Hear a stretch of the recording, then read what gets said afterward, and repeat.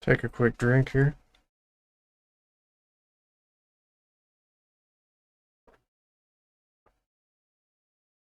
Maybe in this one I'll be on a time crunch.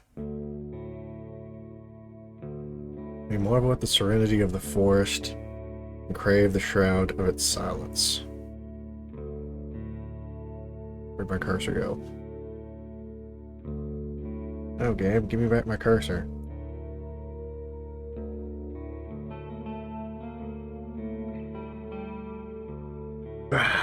What are you doing to me? Oh, I saw it there for a second.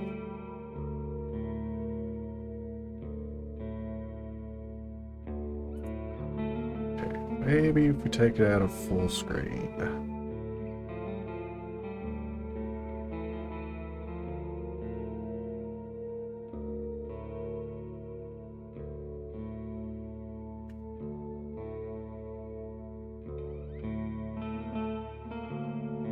Ah. There we go. Now I can see the cursor. Much better. Kinda helps. Font, basic, pixel.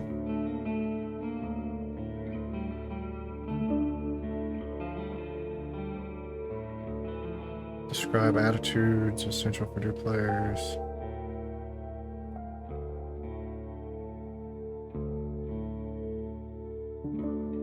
Shows a bit of fluff whenever the game is launched. Deaf support. Narration describes sounds in greater detail. That's kind of cool for a text-based game.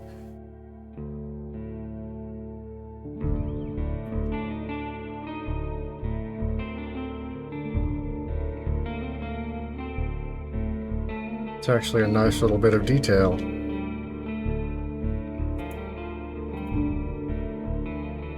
Everyone knows to stay away from the wilderness. Most people would never risk a journey. This has controller support too. Risk a journey alone. Roadwardens not only accept this struggle, they embrace it. They deliver messages, assist merchants, burn human corpses, and if possible, get rid of the beasts and highwaymen. They live on the road, die young, or retire early. It's a dangerous job, but a respectable one, and it pays well. I'll leave the safety of the city walls.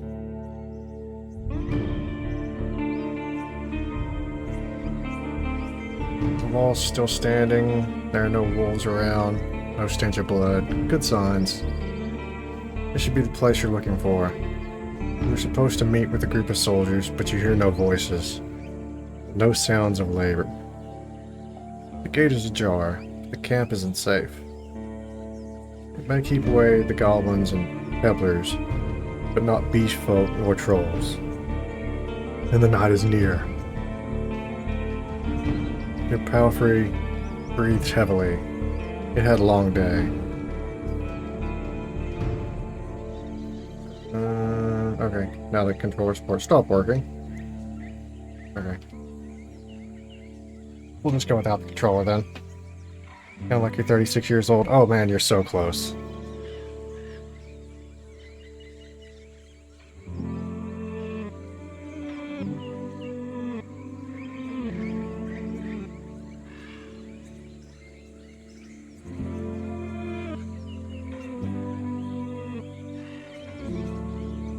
You just look for another shelter.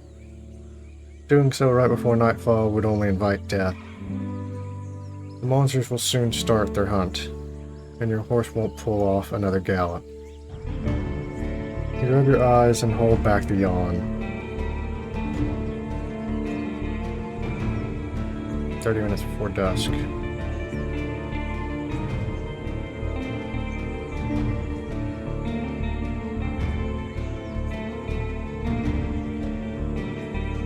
Look around cautiously.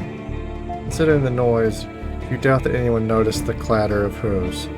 The short, dry grass barely covered the arid soil of this valley, but you're maybe a minute away from the edge of the sparse woods, which get denser as they climb up the hills.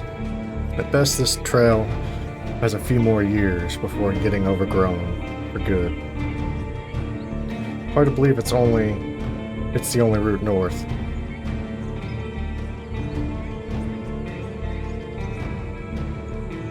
Dismount and sneak to the gate. Let's peek inside. Take care of yourself. If you're hurt or exhausted, some actions won't be available to you. The weaker you are, the higher the chance you'll die in combat. Heavy boots hit the ground. The pain of the long ride finally catches up with you. Stretch out, bringing your back and legs comfort. All you want now is a table, a decent chair, a nice mug of beer, and some warm stew. With any luck, your axe won't be needed here. Approach the gate slowly. I hurt myself getting off my horse. That's a bad sign.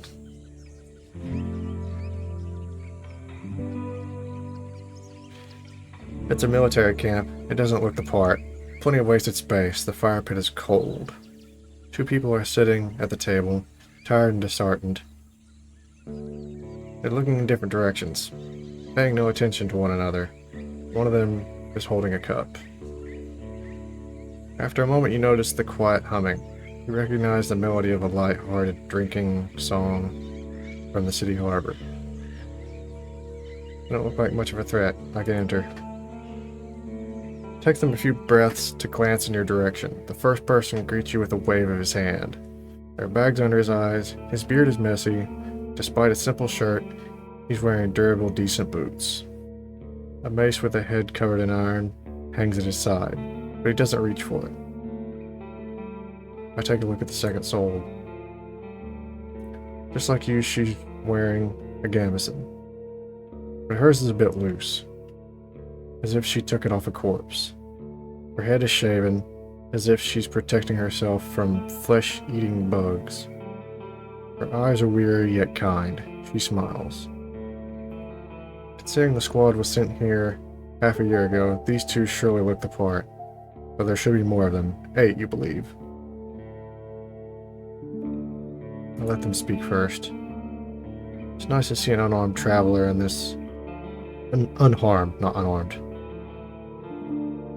Unharmed traveler in this godforsaken shithole.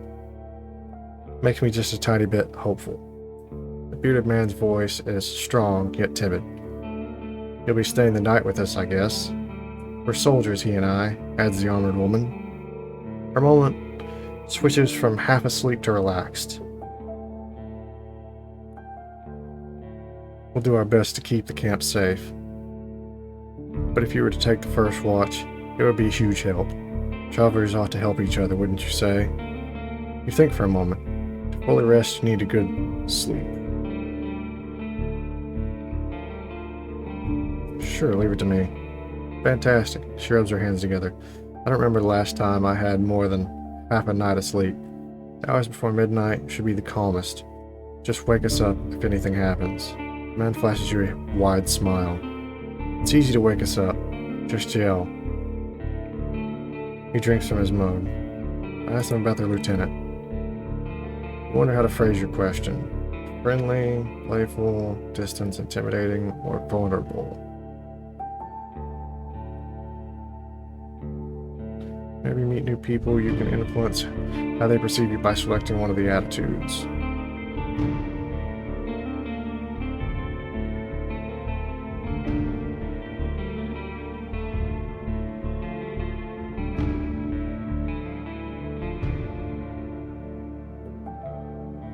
Go with distance, I think.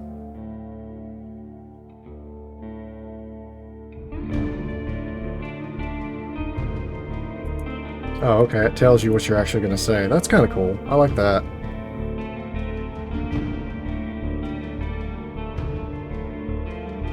What happens if I click this? Oh, okay, just gets rid of the tooltip. Understood.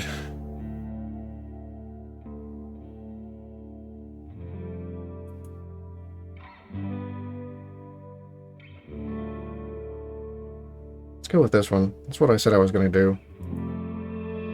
One stands up, dusts off her gambeson, adjusts the sword at her side, and rests her hand on the hilt. Her shoulders are straight, her eyes attentive. Look at me, traveler. Are you in trouble? I'm fine. I'm a new road warden. Took you for a wayfarer, to be honest. When you mentioned that your mount is waiting outside, she raises an eyebrow. Should you unsaddle it? I bet it's tired. She glances at the gate, then at her companion. Her voice drops the slightest sign of weariness. I expect you're looking for directions. I'll help you as much as I can. She reaches out to you. Lieutenant Tulia.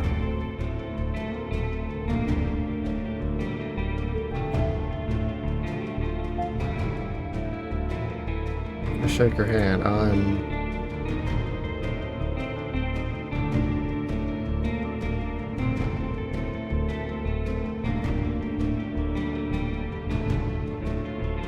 Her grasp is confident. Shake is slight. Just keep your horse away from the tents. She steps away. We don't need to smell its dung. Ah, there's just one issue. The soldier in the shirt also rises to his feet. We've no tents to spare. We'll have to use a blanket or something. Just get used to sleeping on the ground anyway. We walk through the gate. Your mount looks around and snorts anxiously. Not many humans could ride a horse. It's not only taller than you, but also bulky. As heavy as it is strong. You can get in the saddle within a single breath, but most people wouldn't know where to even begin. From every side, it's a wall of flesh. Horses were brought to the Dragonwoods from the conquests in the south. They can trot for a long time, but won't outrun some of the local monsters. Palfrey needs you to survive, but without it, you two would be lost.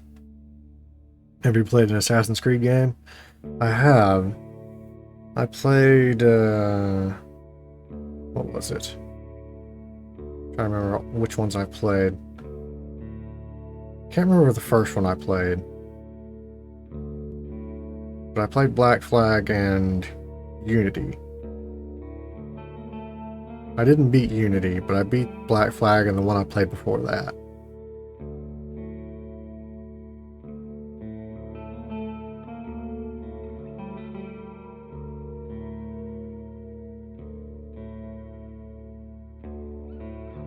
It's my only companion here. I want it to feel at ease. Takes a few steps towards you, scolding you with another snort. You scratch the bottom of its neck with strength and confidence, just the way it likes. Humans see useful animals, and even pets, as monsters in disguise.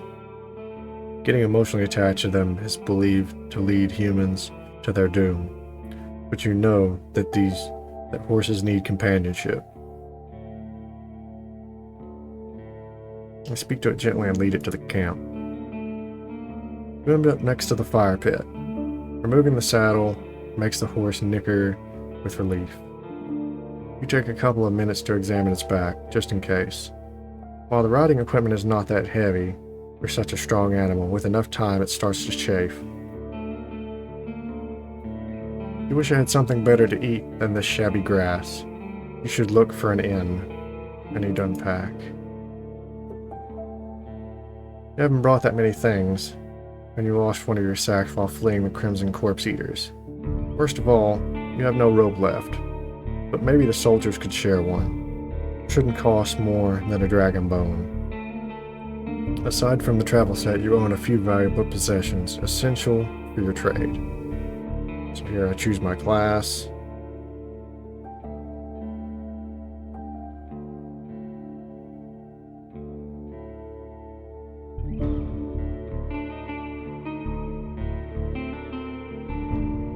Well, no matter what, we're using an axe. I approve.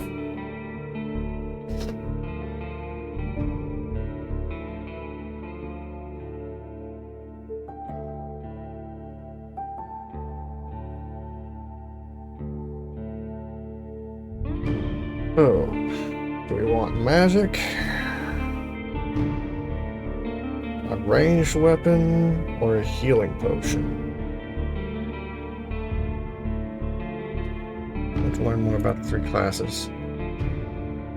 Find you have easier time in physical challenges thanks to your superior equipment and hidden bonuses during dice rolls. You'll be physically more capable than the other classes, what opens Unique opportunities during some social interactions. It's the best class for RPG beginners.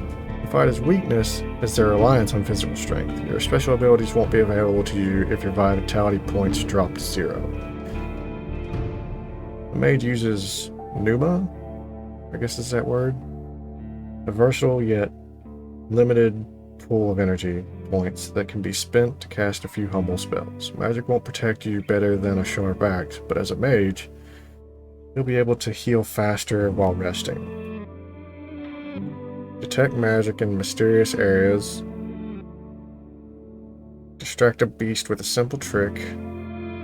Find a common tongue with other magic users.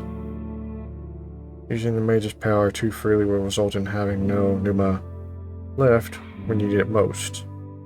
Scholar will know more about the world's mysteries than you, helping you take advantage of some unusual situations. Your character will impress the locals with its knowledge, and you'll be able to read the sparse written clues without anyone's assistance. Scholars struggle with combat more than the other classes, but with enough carefulness and exploration, you'll gain access to chemical mixtures that will help you escape from many dangerous situations.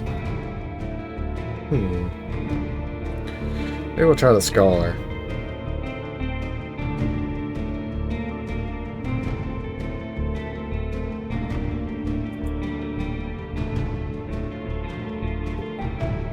You unpack and inspect your belongings. Your water skin isn't pierced. Spare clothes are still here just in case you take a look at your wooden bowl. Your mug, your cape, tinderbox, bandages, food rations, knife, nothing special or too cumbersome. From time to time, your routine helps you avoid mistakes, but this doesn't make it any more exciting.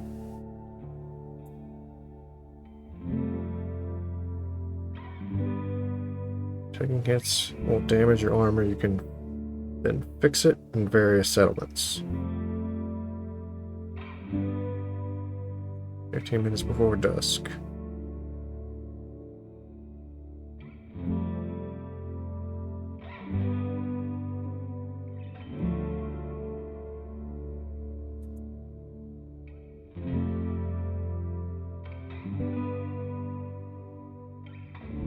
I return to the soldiers. They're at the table again, observing your beast and chatting between themselves. Your stomach growls at the sight of them eating out of wooden bowls. One more bowl was put at a previously unused end of the table.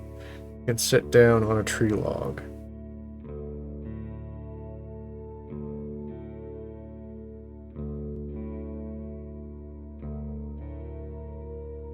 Join them and take a look at the meal. Keeping your stomach full will make you stronger. Privation won't allow you to restore vitality while resting. You can find your supplies in the inventory. Okay.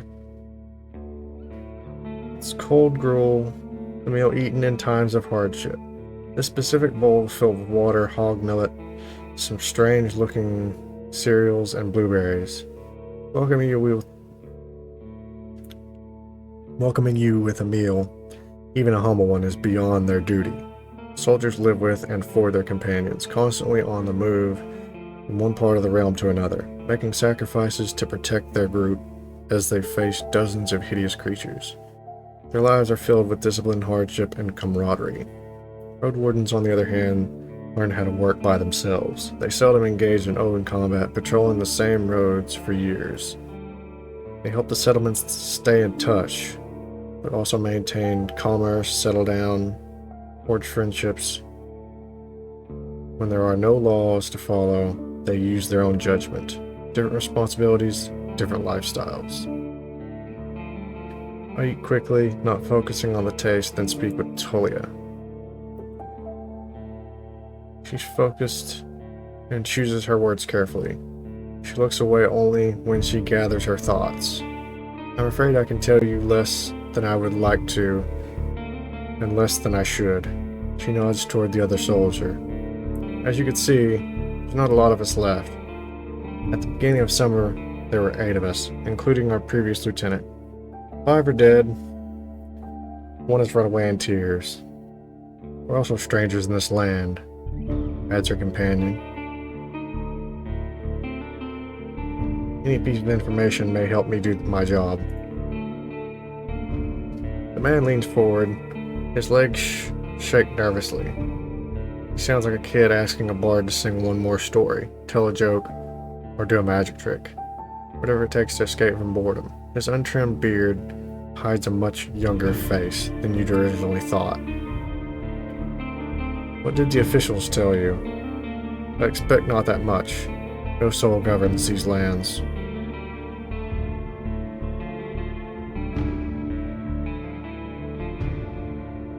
I share what I consider to be relevant. Tell the soldiers how little guidance you've received, since this area is too far away from Ovlavan to keep it under control. You're warned that it's untamed and unknown. Who knows how many villages, bandits, or monsters may be found in these unmapped hills and forests. From time to time, new people come here to look for boundless opportunities. Most of them never return. Do they turn into walking corpses? Or find what they're looking for? No souls could tell me, so I was looking for your guidance. The lieutenant drinks from her cup and crosses her legs, ankle on knee. Seeing her chair makes you doubt she'll ever find a comfortable position. Where should we start? What should I know about the potential? Tell you what I know, and you'll be the judge, says the lieutenant. How long did it take you to get here from the city? On a decent palfrey. I guess it would be 3-4 days. When you confirm, she continues. From here you can reach the coast in about a day, as long as you don't make any stops. You know the situation?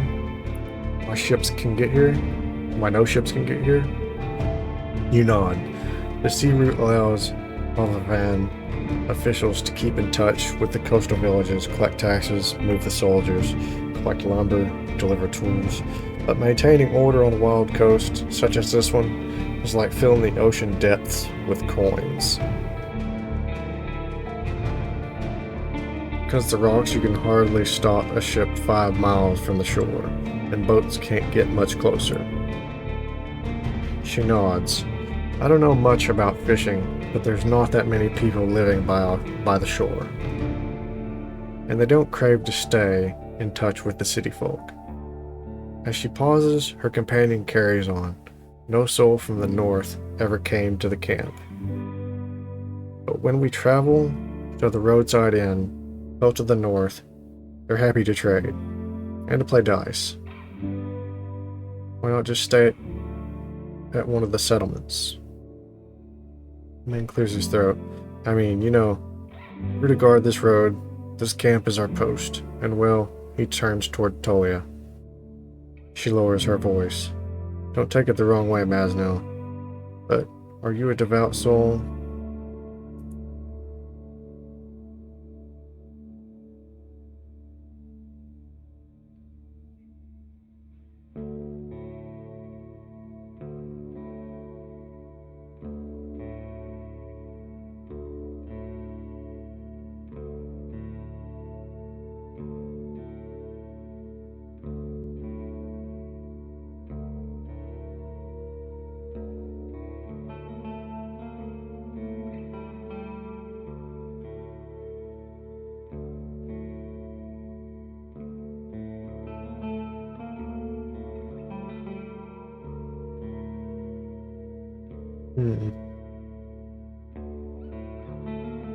I don't quite know enough about the game world to make this kind of choice.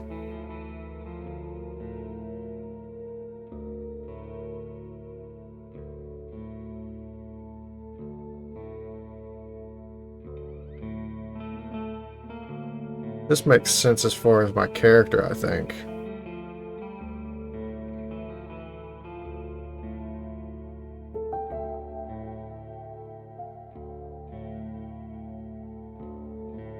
I'll go with that. For many years I've supported a monastery that does its best to advance mankind's spiritual growth, artistry, herbalism, and magical research. I follow the teachings of an order of truth. Oh, I see. She hesitantly looks away. I don't know much about that river of faith, but I'm sure we're not that different. I'm a Unite myself, he says with a sort of pride in her voice, so she follows the United Church.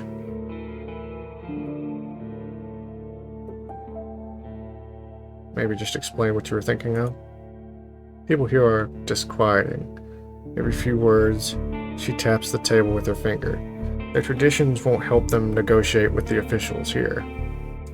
She starts to draw lines with her index finger, as if she's pointing at an invisible map. The peninsula is connected with roads like a big circle. In the northwest, you'll find a weird village at a bog. It's not exactly pagan, I don't think. It even has a priest who claims to be an eremite. You nod. She means a fellowship. They do crazy shit, her companion chips in. They use the dead to cut down trees and dig in soil. Once I saw it, I begged to never return there. I see. You've heard tales such as this once since you were a child. If an isolated settlement manages to survive without a city's influence, its customs and traditions grow more and more alien. Every generation learns how to adapt to the dangerous conditions they have to deal with, and the rustic pagan traditions muddy their river of faith. The United Church often warns its members about the crazy druids, necromancers, and blood mages, the bringers of doom, the traitors to humankind. Were you able to speak with these necromancers? You can see why we were not eager to go there, if we could avoid it. The lieutenant chuckles. Maybe they'll be more welcoming to a road warden. The roads are dangerous, with little to no shelters. People need your help. The man in the shirt turns a bit and points a finger to the northwest. If you're heading to the undead village, you'll get to an inn first, and soon... Tulia nods. Hell to the north is a safe place. You can talk with the innkeep or the guards. Ask them about the road.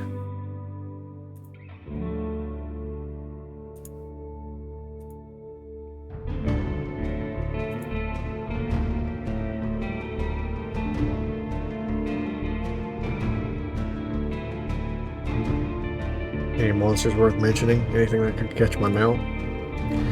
We saw all sorts of beasts. The man starts to count on his fingers. Goblins, trents,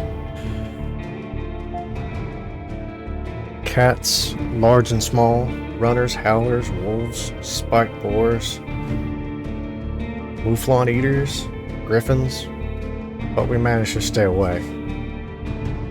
Some could catch up with most mounts. Tulia glances at her companion. Though a palfrey should be fine. The trees are so tall that the flying creatures keep to the coast and mountains. There's not that many humans around, and the animals are busy fighting amongst themselves. They fight more for food than territory. The soldier cracks his knuckles. Don't provoke them and ride fast, just count on luck. How about the east? He stares off across the camp. Hard to tell. We went there only once. There are hills, forests, rivers. We saw a tunnel sculpted in leaves and branches, but we didn't enter it. Wilderness all around. That's all I need to know. She nods. I'm afraid we can't do more for you.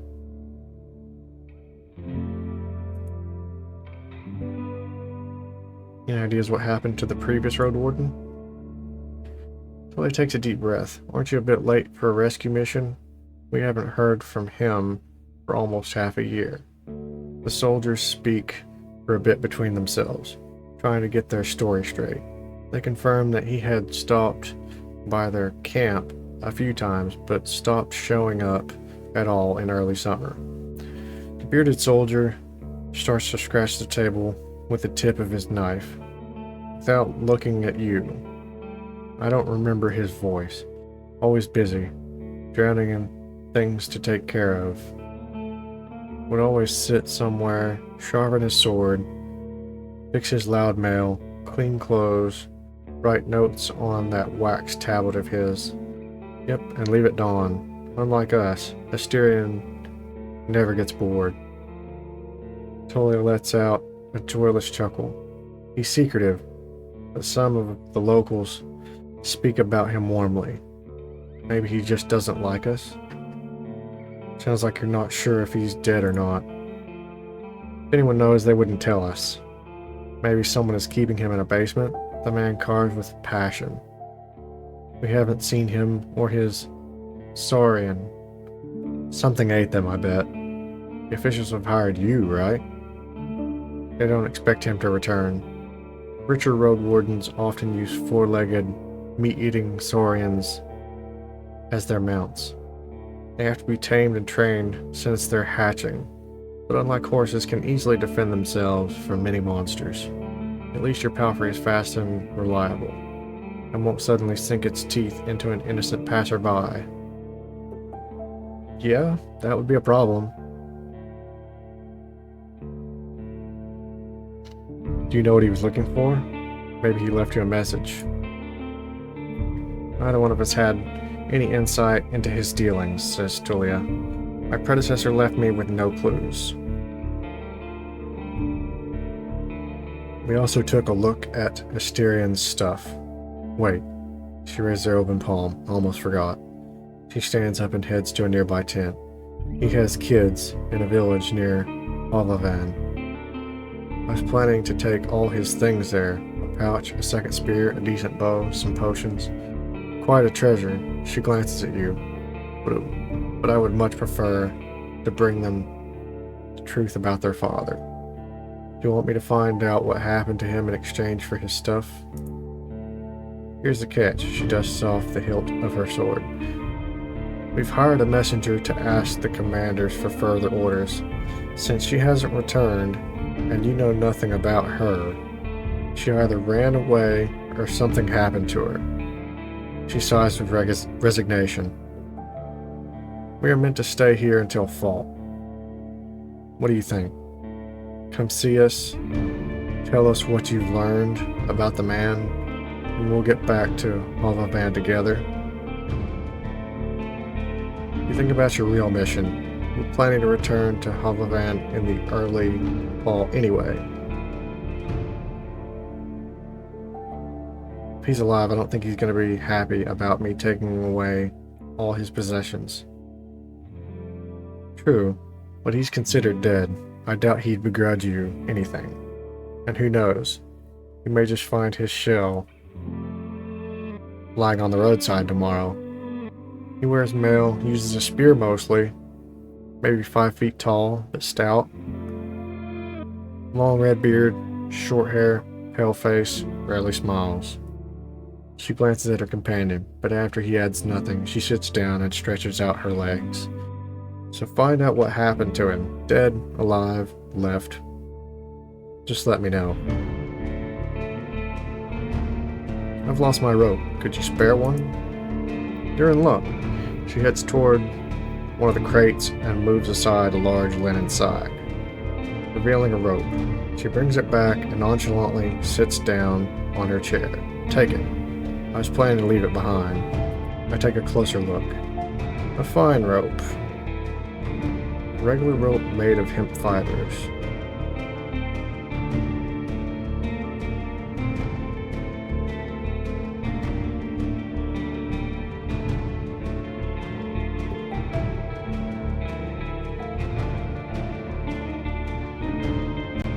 So I could just take it for free or offer food in return. Second offer some food in return. Lost a food ration. Toy leans forward and rests her forearm on her thighs, looking down with clasped hands, and then meets your eyes. I normally refuse, but we need some decent food. Every day I'm searching through our groats, looking for worms and putridity. We forage, but it's not a great spot. Some food rations will brighten up a foggy day. For now, you leave the rope on the table. What happened to your squad? The man shrugs. Bandits happened, and monsters. A strong band, though. his companion chips in. When we get to the peninsula in spring... when we got to the peninsula in spring, we saw some people living in this camp. The lieutenant decided to avoid it and look for an inn. We had to travel through the night for a bit. The bearded soldier scoffs and crosses his arms, but she carries on. If he had decided otherwise, we would all have died that day. The innkeeper explained that the camp is a trap, that the armed ones pretend to be soldiers, stay there at night, lose everything you have. Sounds like slave hunters. Tolia sighs. Very much so. They killed some and took others away, who knows where. They were letting the northerners go, hoping to avoid their wrath. It kind of worked, adds the soldier. We asked them for help, but they refused. We had to clear the entire camp on our own, and that's why 3 of our people died. Don't exaggerate. It's not like the lieutenant didn't make a mistake. He wanted to get rid of them and take over their camp, but we didn't know our enemy well enough. We were outnumbered, and they had an ice mage among them. She looks at you. At least we cleared the road, saved lives. You mentioned monsters as well? Nothing that would surprise you. Those of us who survived the skirmish were young, too inexperienced to spend a summer in this place without a good leader, and they didn't trust me. One of them got caught by a treant. Another one ignored my orders to perform some sort of a ritual hunt. So a werebear tore her to pieces. The last one tried to act tough. Didn't tell us that he had a cut his hand while cleaning his gambeson. Lets out a ghastly chuckle. We had to cut it off, and he was so ashamed that he decided to walk north, find a new life, disappear. Idiot. What a colorful journey. The man tries to drink from his mug, but it's empty. He made this place safer. Barely, till he seems tired. And who knows if it was worth the lives and effort. But how did you become a lieutenant? It's not much of a story, honestly. She looks at her hand. She's currently rolling a mug over the table. In the city there's a strict order of, what should I call it? She exchanges looks with her companion, but he can't help her. Well, leadership succession, I guess. Olivan Chief selects commanders, those select lieutenants, and those put their soldiers in order of priority. If a lieutenant dies, they get replaced by the next soldier in line. So you were his successor? No, not exactly. When we fought the bandits, our lieutenant was hit by a slingshot. His boyfriend jumped to help him, but failed to protect either of them from a spell. It was like a ball of ice that hung above them and exploded, piercing their heads, completely avoiding their shield. Really unpleasant. He pauses.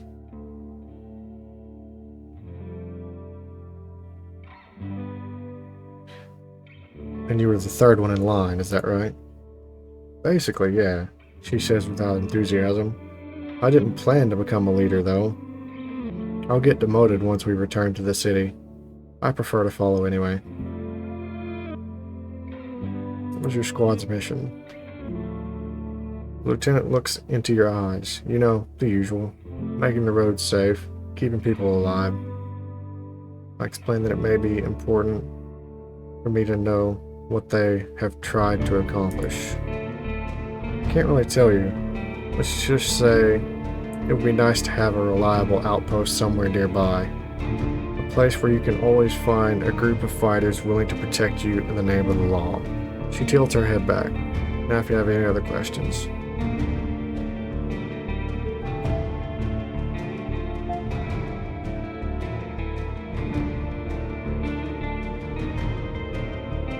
Anything I should know about this camp? The story is brief. Some merchants built the camp to have an extra stop for mules and donkeys. just between the inn and the southern villages. There's plenty of grass here and a pond nearby. The peninsula grew more dangerous. The camp stood abandoned, from time to time serving as a shelter for travelers. Bandits came here in spring, further paralyzing the exchange of information between the northern and southern settlements. Since these highwaymen are no more, the situation may reverse. Time will tell. You can sleep here wherever you want, the man concludes their tale. But don't expect to wake up without pain in your back.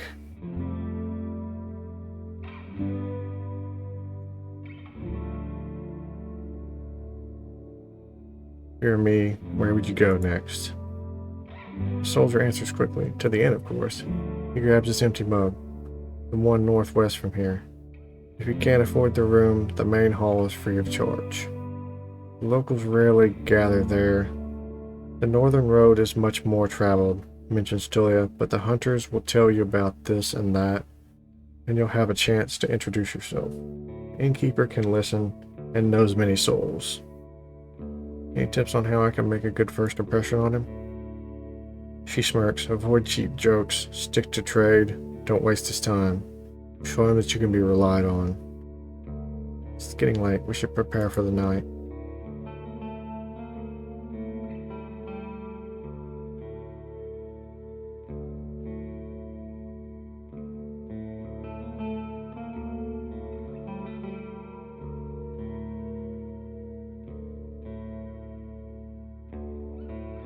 I agree, Tulia sighs with relief. And may you do better than Asterion did. Stay vigilant. She winks at you, shattering the mask of a soldier. Thank you for your help.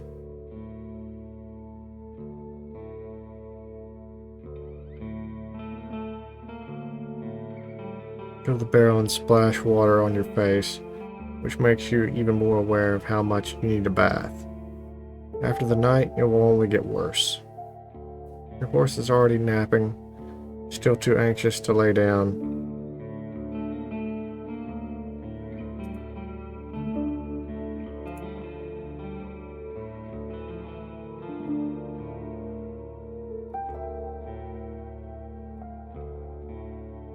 I prepare for my watch.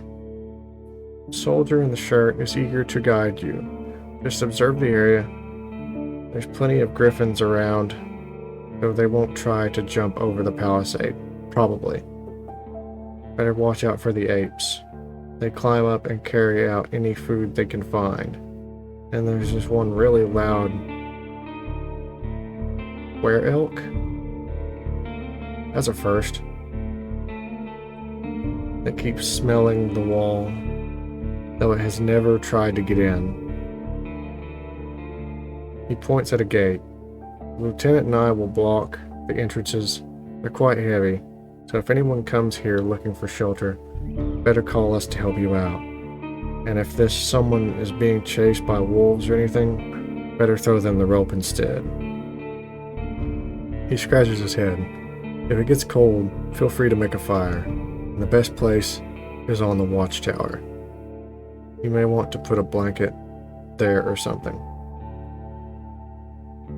The watchtower? He gives you a long puzzled look. Oh, here. He points at the pile of crates. Just climb up to the tallest one. You'll have a great view at the northern side, the more dangerous side. And also, I know you're tired after all that riding. He points at the tent on the other side of the camp. I can handle a couple hours sleeping on the ground. If you wish, go there after me and rest, just this once. At least have a pallet inside.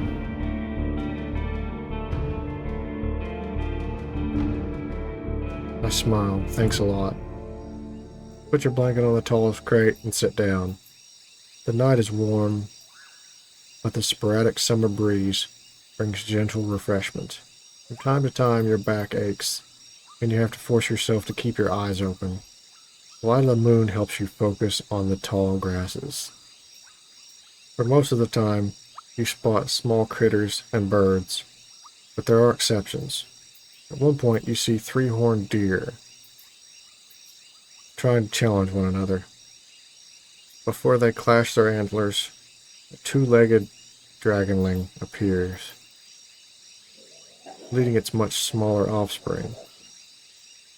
The furry beasts try to intimidate the predators with roars and aggressive head movements. After a few moments, both sides walk away slowly, not willing to risk the fight, nor to admit their defeat.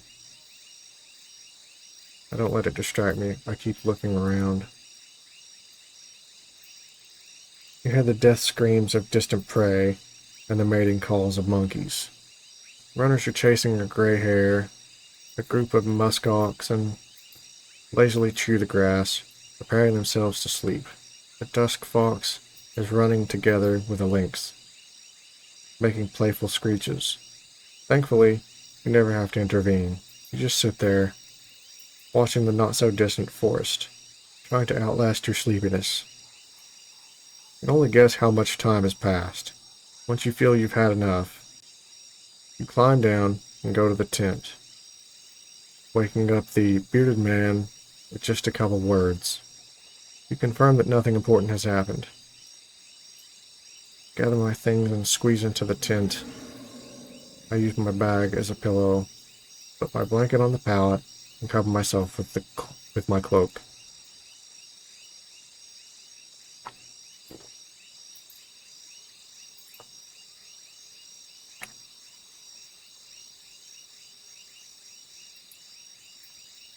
Sleeping in a tent is not the stuff of dreams, but it's a much welcomed rest. The pallet keeps the cold soil away.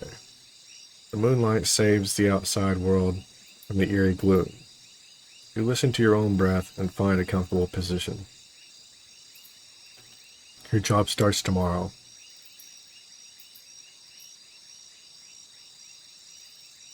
I focus on the real goal of my journey. The Merchant Guild wants to take control of this realm. Your wardening duties are secondary. First and foremost, you need to explore the peninsula, learn about the territory, resources, and threats. Get to know the locals, and if you can, convince them to consider negotiations with Hovlavan officials and traders. For the tribes resist the soldiers, or be a threat to the priests of the United Church. Are there any forbidden practices that need to be eradicated, such as blood magic, necromancy, robbery, or slavery?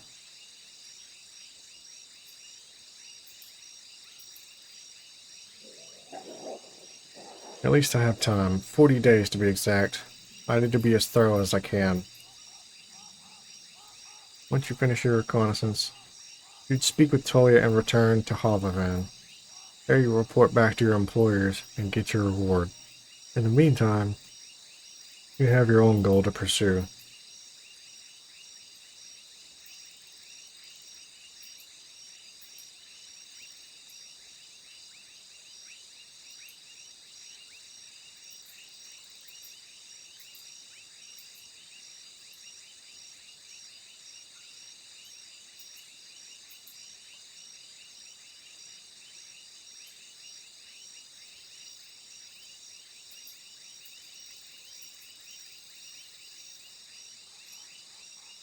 I just want to help people, make this region safer for the locals and the newcomers alike. New shelter unlocked. Can't travel during the night. Press the sleep button to rest. Your habit sleep senses are catching the sounds of the wild forest. Your instincts keep you alert and anxious. Though the pleasant, humid, late summer air evens it out slowly. You're thinking about your goal, but you need to gather your strength.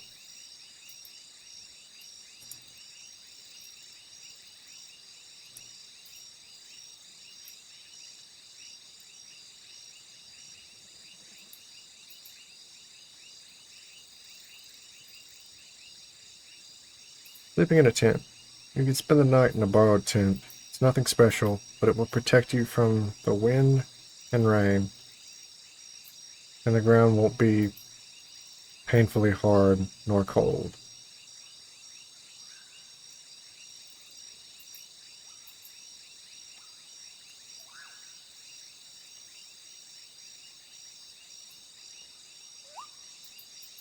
-2 food, -1 part of the star.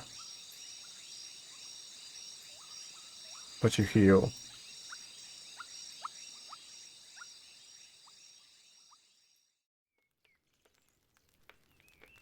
Okay, I didn't heal. So much for that. Woken up by sunlight, well rested and ready. Without haste, you gather your things. And after only a couple of breaths, you notice a weird smell, like a roast. No, burning meat. Burning rotten meat. Disgust crawls into your consciousness. You exit the tent. Your horse is looking around nervously. Your bags are where you'd left them. You see an open gate.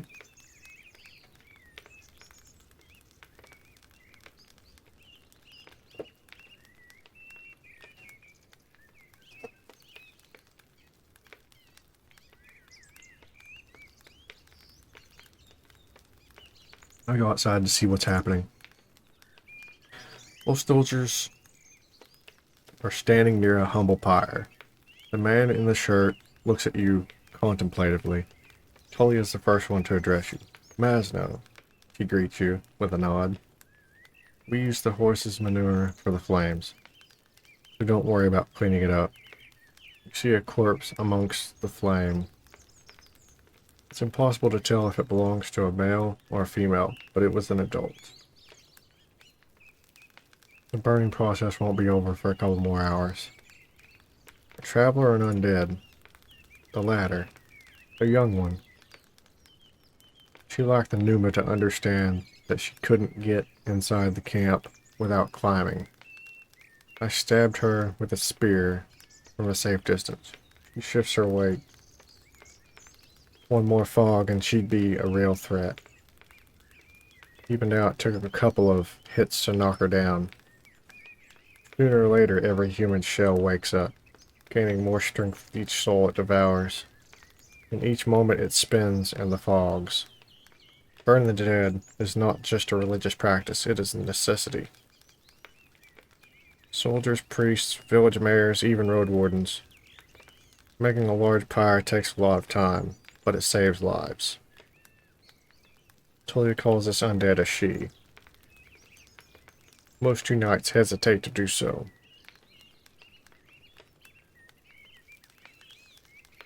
Time for me to leave.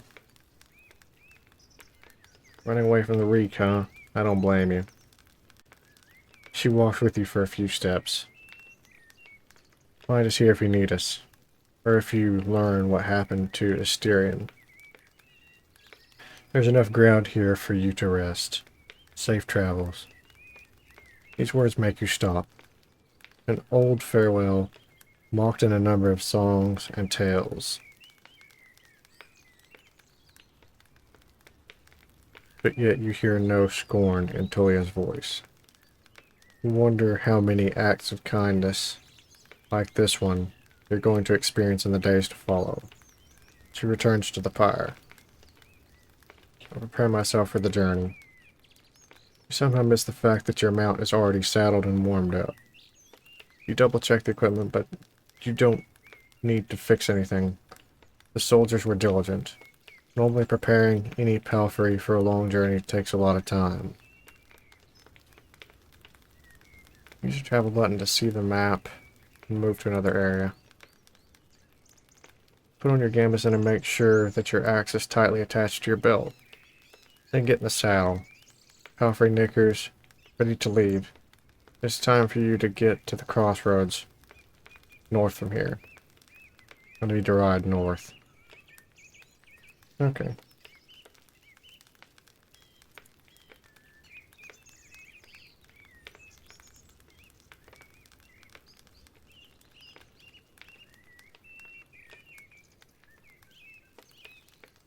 Travel forward to continue your journey. Once you're done with the north, speak with Tulia to return to Holovan.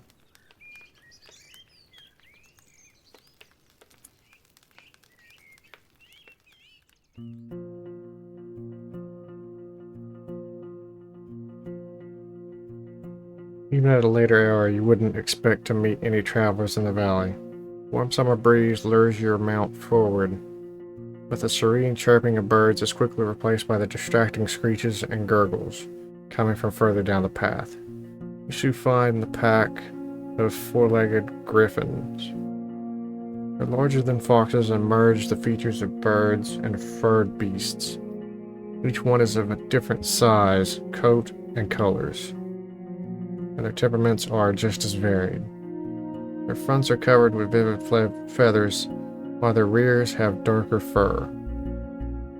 Their wings are massive, making them impressive jumpers, but they're too heavy to fly. About 24 beasts are yelling, brawling, and chasing each other around, blocking your path.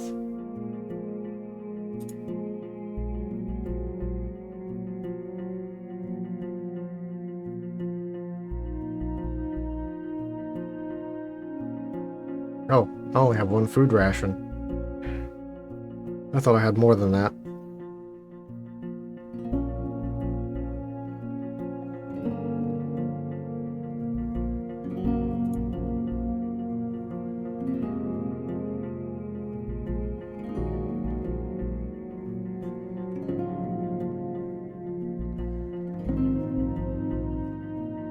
Can't use inventory right now.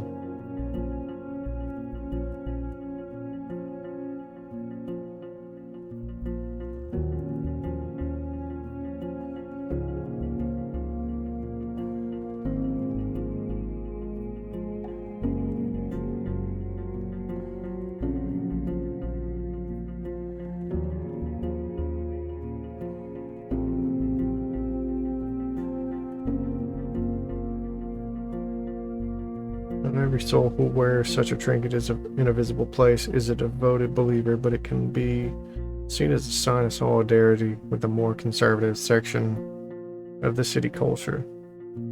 Emblems like this are meant to portray the ephemerality of life and the rigidity of time.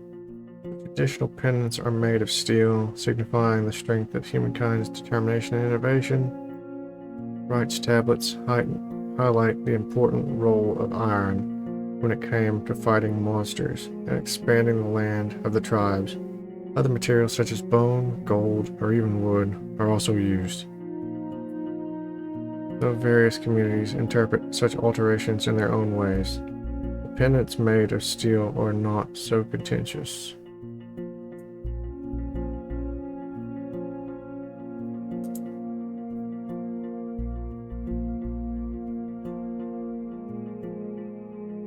Consider my options.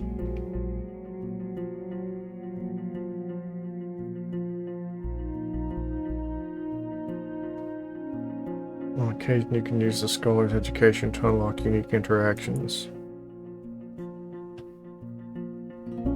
You can't enter the forest blindly. If these or other creatures were to chase after you, the thicket would be disastrous for your horse. There are reasons why travelers stay as close to the main roads as possible, and why adventurers move in groups. Usually the safest approach would be to stay where you are and just wait for the pack to get hungry. It may, however, take up to a couple hours. If you're thinking about your conversation with Toya, you've got a lot to do, and time may be of the essence.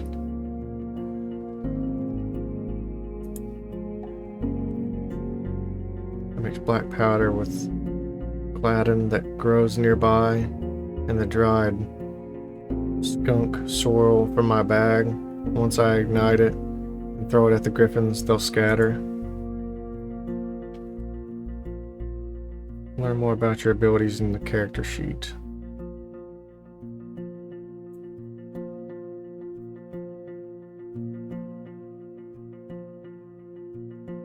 Education helps you solve many mysteries.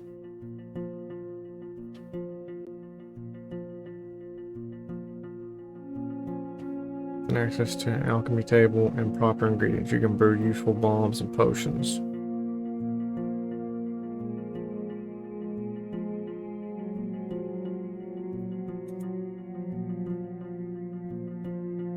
Most city folk feel aversion towards black powder, and you touch it with great care. The odor of the plants makes you feel dizzy. But what's more important is that the griffins have wolf-like sensitivity to smells and noise.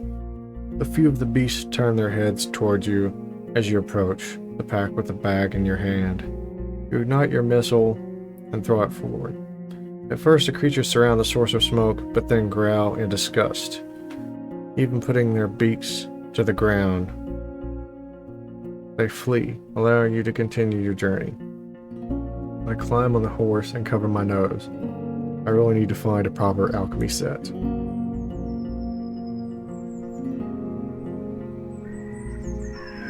The road splits. According to what the soldiers have told you, you may find a safe inn by turning left.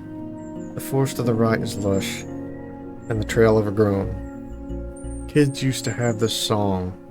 How did it go? Harshest pathway leads to the dragon's lair. Those who search for treasure, do you truly dare? The signpost in front of you doesn't make your situation much clearer. It was put here by someone who can't write, for folks who can't read. Covered in old red paint, it points east. Blood there, as people say. Danger to be found. There's not a soul to ask for guidance. Well then.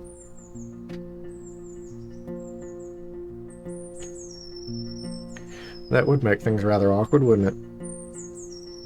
Keep track of your achievements as your journey unfolds. Yes, Masno, I used to be a scholar.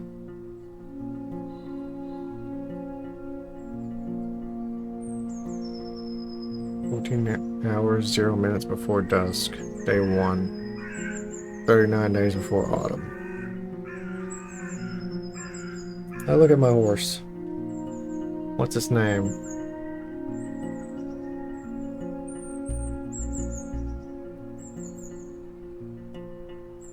I think that's fine.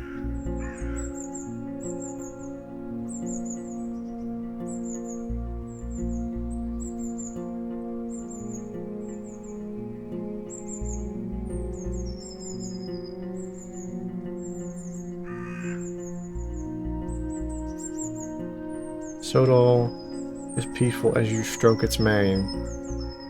Maybe it can't help you choose a path, but you've spent many years together.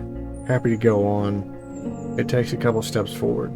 You spot a few berry shrubs and wild cabbages, but they still need at least 2 weeks to gain maturity. Time to make a turn.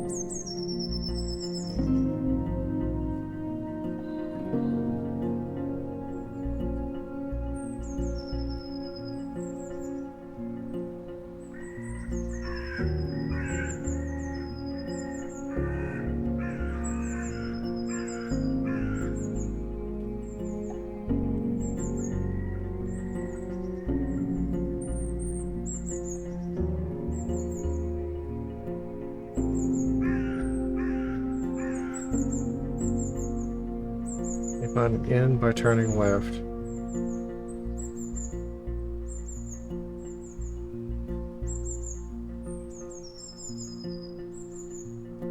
Points east. Blood there, as people say. Danger to be found. Okay, danger to the east.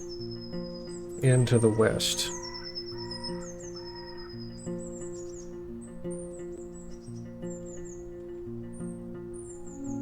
Question is, do I go to the danger first and then go to the inn later when I actually need it? Because there's a lot of time until I actually need an inn. But I don't know how far it's going to be. So maybe I should just go ahead and check it out. Total trots with ease, unbothered by the few branches covering the beaten road.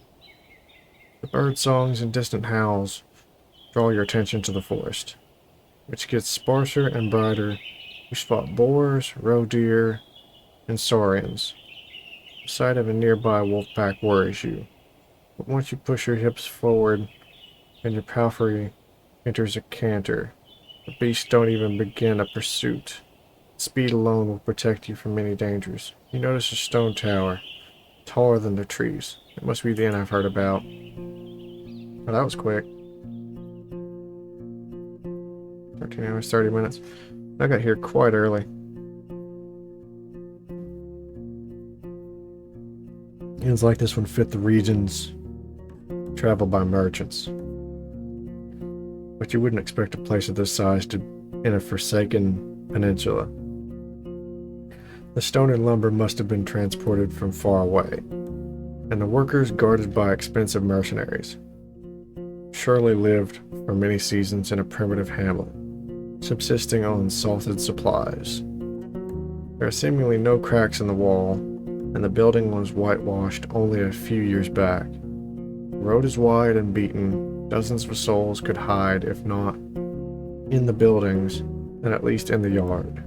The expenses and labor put into this fortress were worth many trading ships. 3 armed people are on the ramparts, though you only see what's above their waistline. They're leaning on the parapet, right next to the gate, and you think you notice a glimpse of a smile. They wear gambesons. Each one of them dyed differently, yellow, green, and linen gray. Approach the gate. A woman in yellow armor leans forward. She has long, curly, disorderly red hair, pointing in every possible direction. This combination of colors doesn't work at all. In the woods, one would have to shout to draw this much attention. There's still a fair distance between the two of you, but she speaks loudly. I hadn't seen a horse for years now. I just said that it's weird to see such a large jackass, huh? Her voice is young and strong, with an accent that reminds you of the villages spread around Halvaban. But no jackass would wear a saddle, I'd say. He exchanges a few words with a male guard wearing green, giving you time to move closer. Well, this one here says there really are donkey saddles. Say, traveler, how hard is it to ride a horse?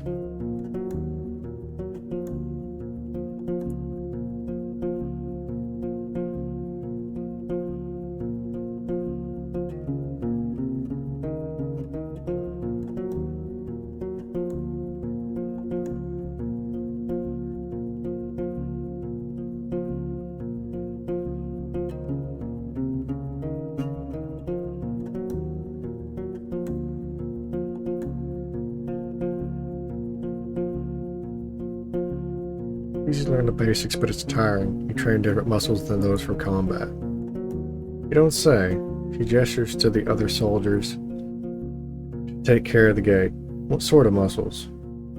Climb down, staying concise and to the point. You point at your back, hips, and thighs, then speak about the training routine that a rider follows to stay in the saddle for more than 2 days. As you enter the yard, the woman also uses a ladder to get off the wall, then leads you under the roof, where your palfrey can rest, tethered with a cord to a wooden post. Here's some old hay. Once you're ready, go inside, speak with our boss, she says with a shadow of a smile. He has time. There aren't any travelers around. The other guards take care of various chores. They peek at your mount every now and then as they're splitting firewood, cleaning their clothes, weeding the garden patches, and moving chairs. 2 of them are making a rope. You head toward the inn, hearing the piercing scream of a boar from the other side of the yard. I open the door. If you are at the inn in the morning, you can spend the entire day on resting. Okay. The locked windows make the air stuffy, and the weak fire in the stove hardly lightens up the hall. Muscular man is sweeping the floor near the stairs, but after he glances at you, he leans the broom against the wall and heads behind the counter. You're lucky to show up.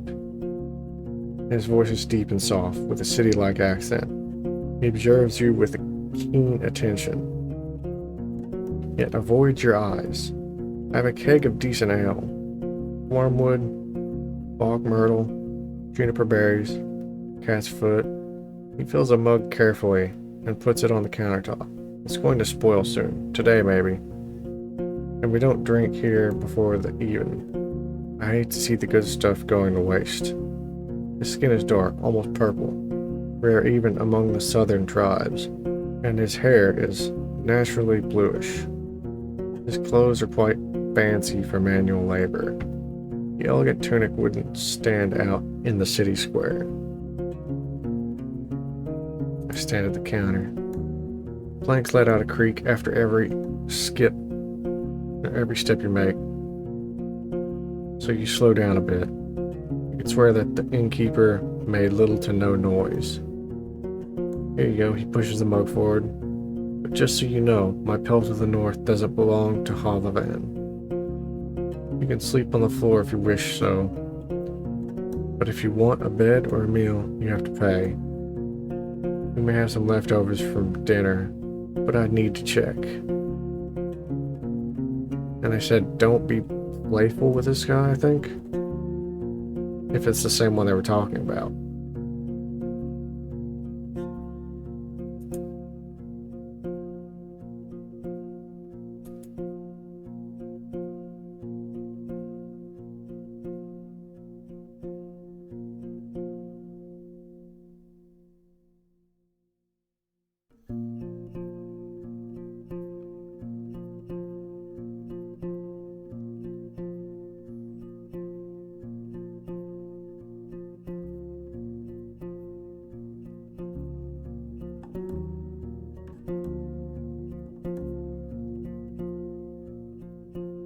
I won't stay here for long, I introduce myself.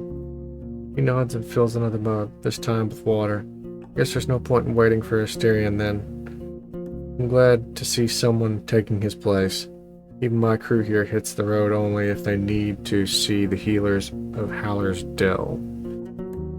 And they're more than resourceful. A road warden is always going to find work here, in the north. Though maybe not on the Easter Road. He takes a mouthful of water and drinks it with a pleased sigh. There are no guests here at this time, or hardly ever. I could take a short break, for a brief moment. He meets your eyes.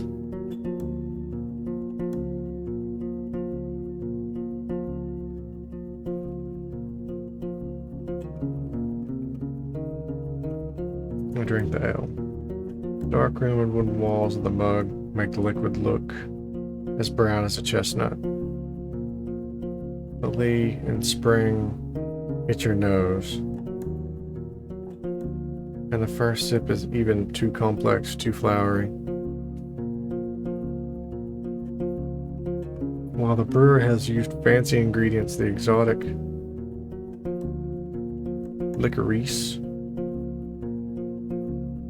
ruins the aftertaste.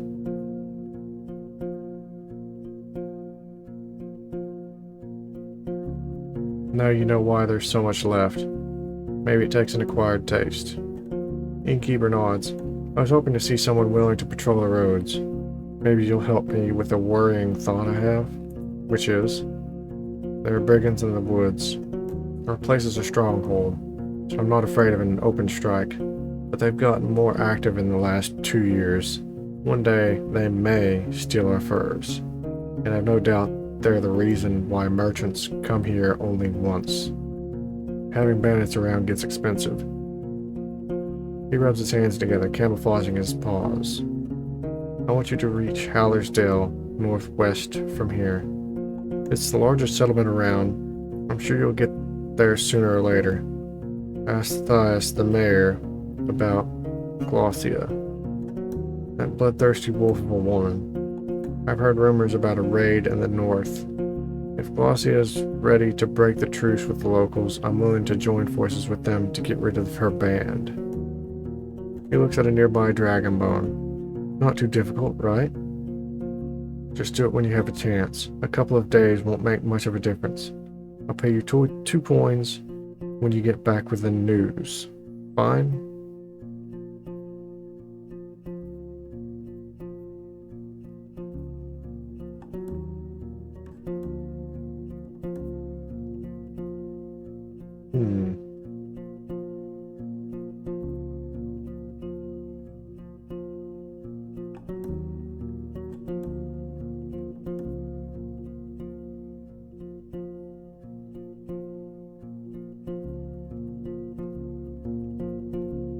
Do I negotiate for more? I don't know how much the coins are worth.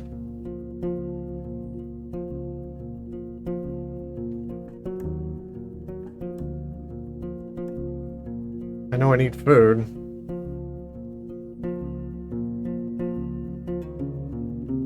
I'll say 3. You know, it's with a smile. What else do you need? I can eat something. Do you have any leftovers? We have for sale. Do I have anything you'd like to buy? Looking for a stereo in the previous Roadwarden.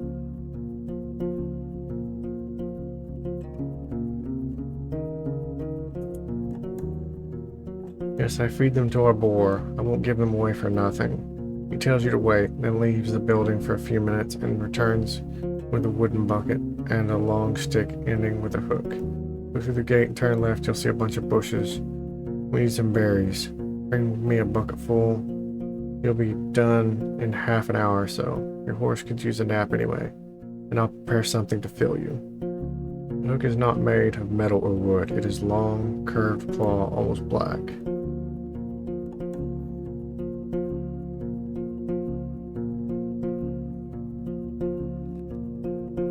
I reach for the tools. Half an hour? That's quite a lot of berry picking.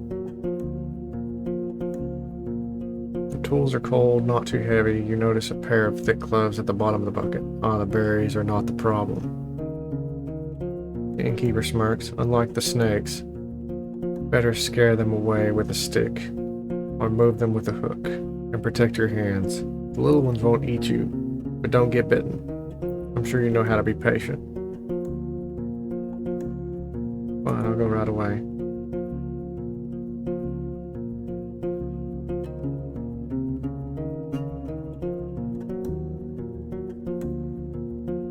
Outside and forage for berries. Innkeeper knew what he was talking about. Put on the gloves and look through the bushes from a safe distance. It doesn't take long before you notice the first serpent lying on a rock somewhere in the thicket. The creatures are not that large, and even if some of them hiss at you or slither closer, the jab of the hook keep them at a distance. You don't know much about these berries. They are round and reddish. You wouldn't trust such a color, even if you were looking for food in the wilderness. Plants don't have thorns, but the leaves are harsh. So you make sure to thoroughly cover your skin with your clothes. You have to look through many bushes to fill the bucket, but the presence of insects and snakes doesn't allow you to relax. Notice a shrub that's not like the others. One of the bushes in the back has more berries than the others. They're purple, and as you squeeze one of them, you recognize that these are marshmallows. In small amounts, they are added to pies, sauces, and beverages, known for their delicate sourness and sweetness, unique but not intrusive. Still, eating a cup of them will make one sick, if not poisoned. You're surprised to see them in a meadow, far away from a wetland. You could use them at an alchemy table if you find it. For now, you put a fistful into one of your jars. The others are still a bit greenish. I gather the berries and return to the gate. Turn to the courtyard. Two of the guards are participating in a friendly skirmish. Their wrestling is accompanied by a crowd. I enter the inn.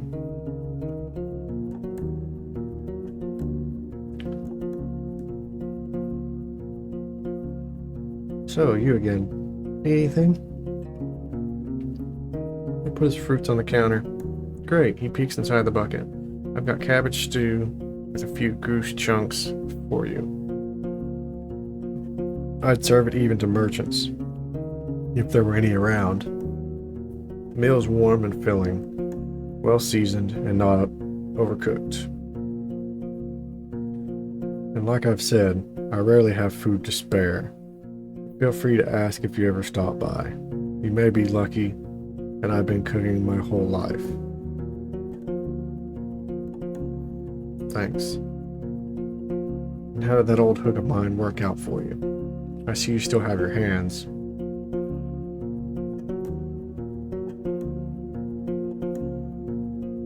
Give him the hook, I'm fine.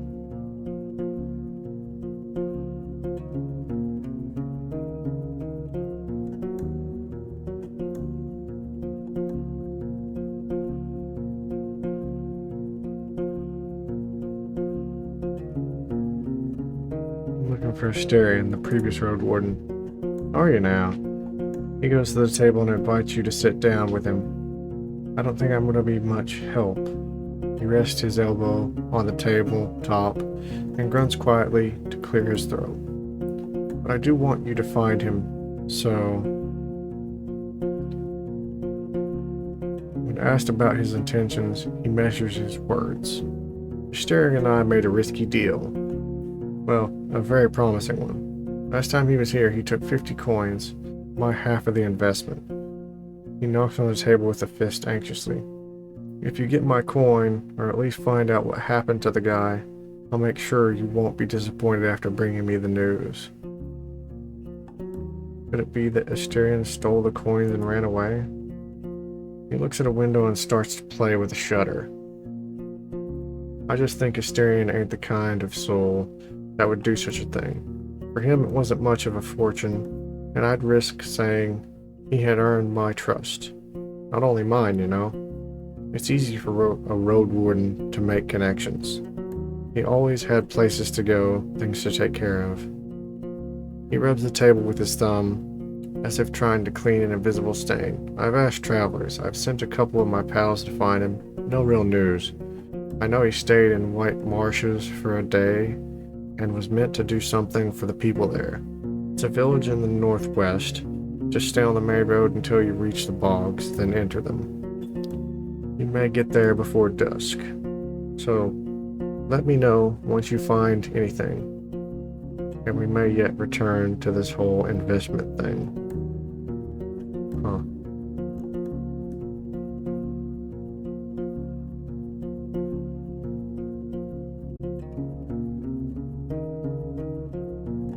No. I'm gonna take a real quick break. I'll be right back. Alright, I'm back.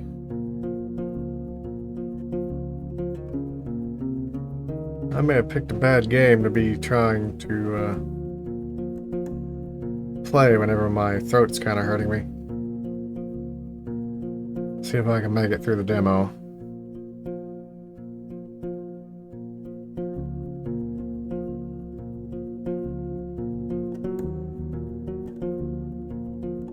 I'll think about it. Ask for leftovers today. Okay, so you can ask each day for leftovers.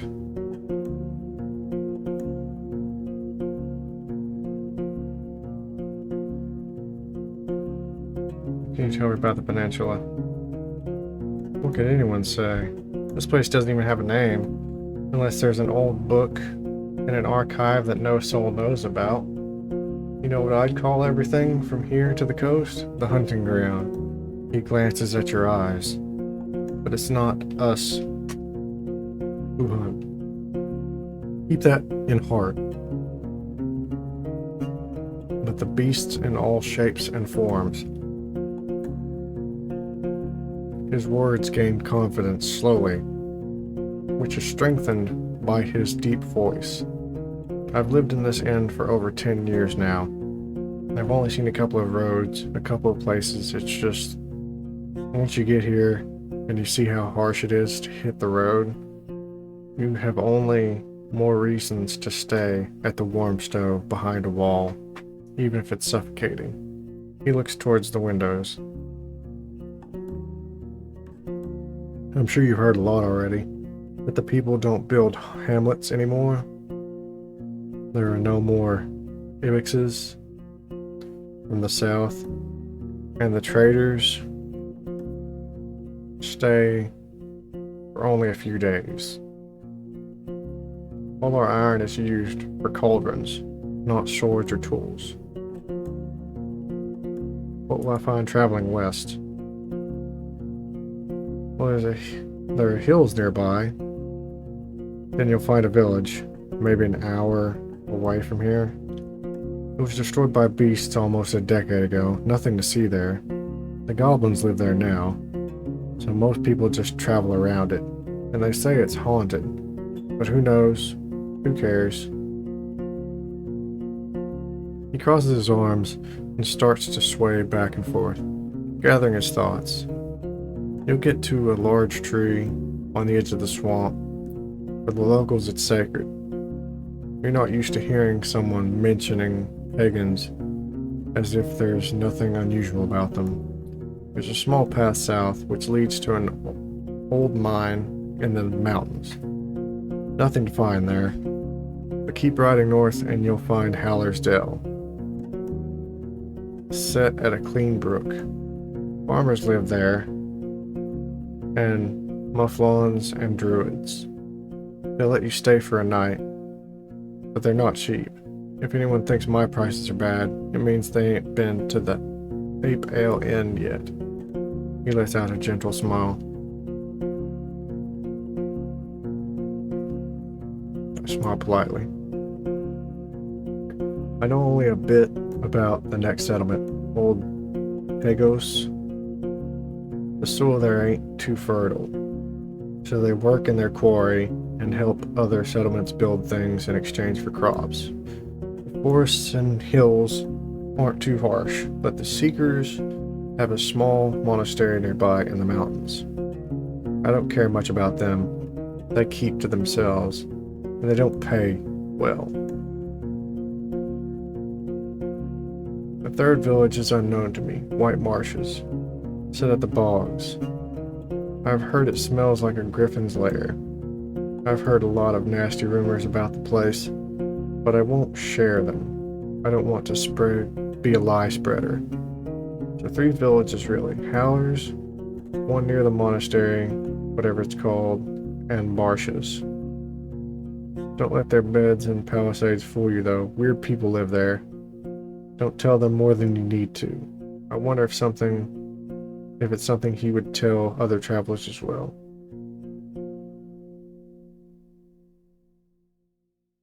Are the eastern roads as rough as I've heard? Pretty much. Don't leave the main road, I'd say.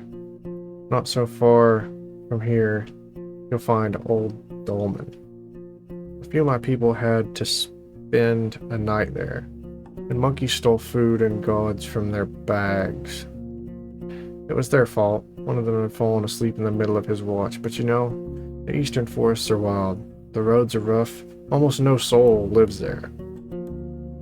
One day all these roads will be swallowed by the trees again.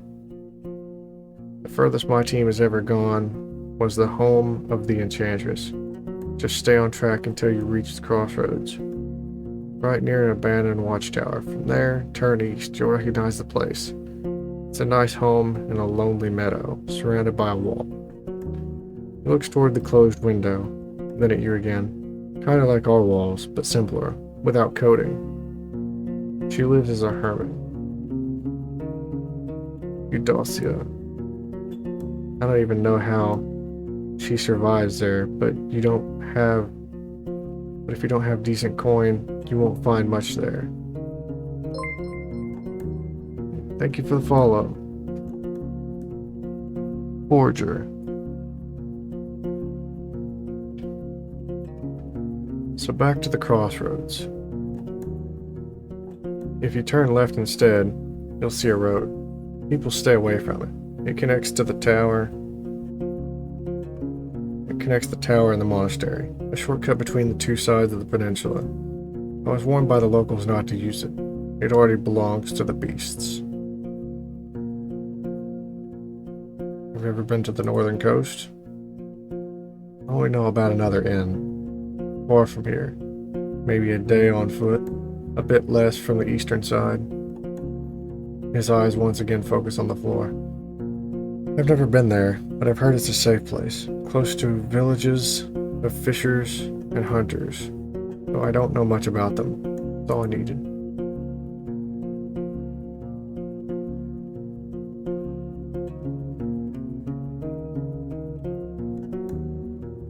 I didn't expect to find an inn of this size at a place such as this. So you know a thing or two after all. His mocking tone is soon replaced by a gentle smile. It was built long before we arrived. It didn't work out well for the previous owners. Once the war ended, they left. Not enough travelers, bad trade. The villages stick to themselves. We, however, came prepared. And now we're prospering. When you ask him how they can afford all the supplies, he runs his fingers through his dark hair. I'm not against running an inn, but we don't rely on guests. We're the ones doing all the trading. My hunters are a clever bunch. Stay safe in the forest. In exchange for furs, claws, and bones, we get what we need and more, both from the south and the north. He relaxes in his chair.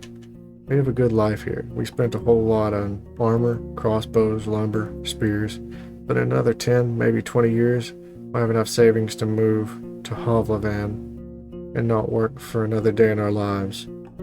We take risks, but smartly. The team is stronger than ever, and I have big plans for us.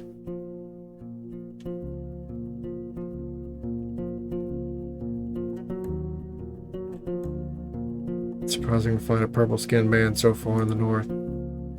I ain't seen a soul looking like this since my ma died, he shrugs. It's not a fascinating tale. Let's just say I wasn't a part of the invasion. Yet I'm glad it freed all those who were chained by the cities and their corsairs. He looks at the wall.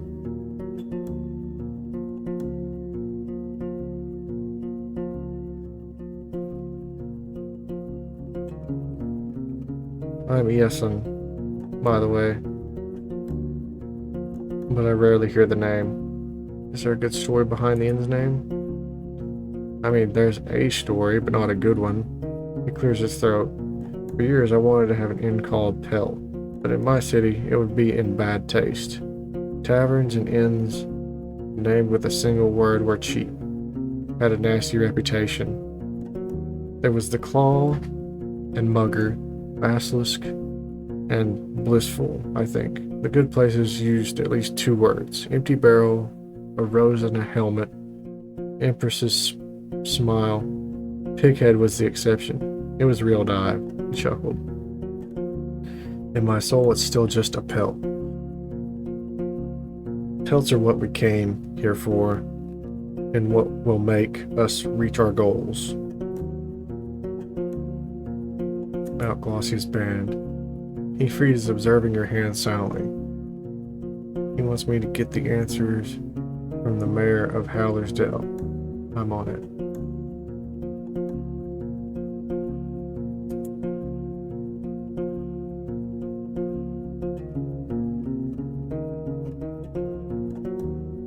Any rumors worth sharing? He crosses his arms. I like talking about people who ain't nearby. But you know what you're doing? Who are you wondering about? Tell me about... I see.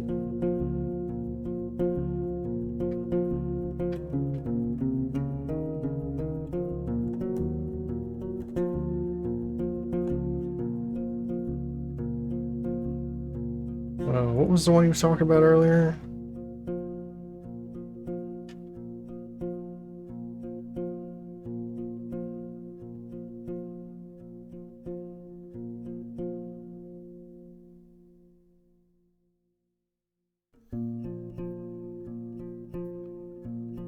I must have missed it. The Enchantress.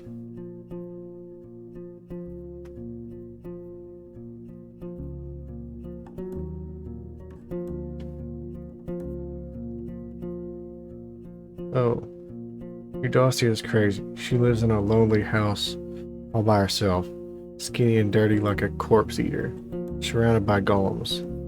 Never smiles, never cries, one of those. She never leaves her home, and if you see it from far away, it looks abandoned. A few times a year people travel to her and trade barrels of food for magical items.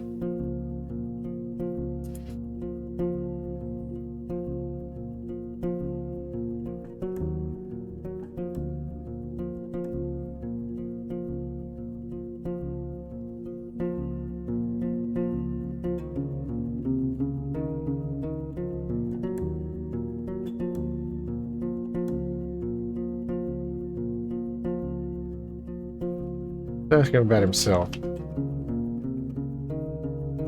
There's nothing you need to know about me to survive on the road. I'm Iason. I've been in a city, now I'm here.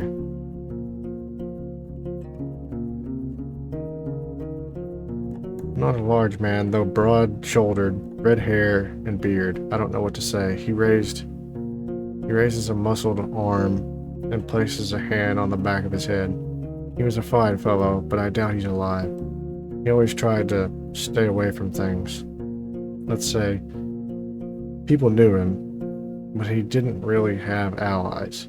Maybe the locals know what happened to him, yet decided not to help him, or they wanted to get rid of him.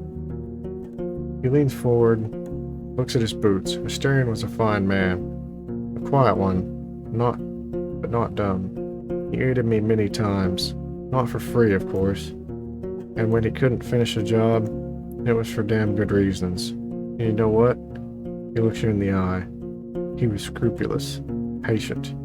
I'd be shocked if he died because of some mistake of his. Maybe the bandits got to him? Why not? Well, that's interesting.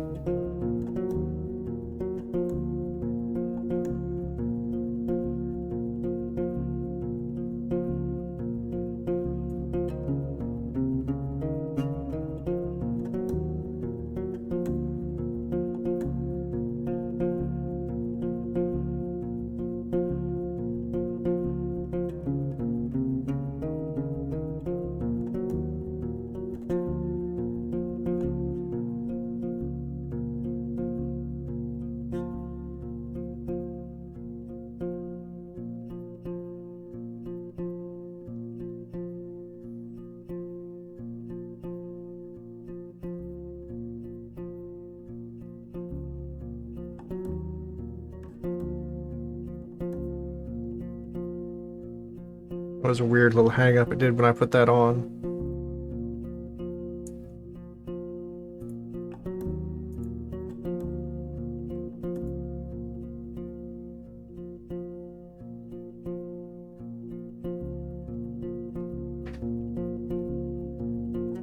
Let's see, I approach the guards. One yellow armor is kneeling next to a brown hairy boar, which is resting on its side. The beast is not as large as the dark ones from the forests. It responds to the touch of the human's hand and brush with grateful grunting and rapid twitches of a hind hoof. No matter how friendly it appears, it's still tethered to the well.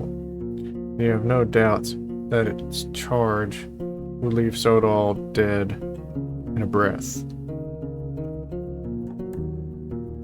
When the woman notices you, he steps forward to the boar's disappointment.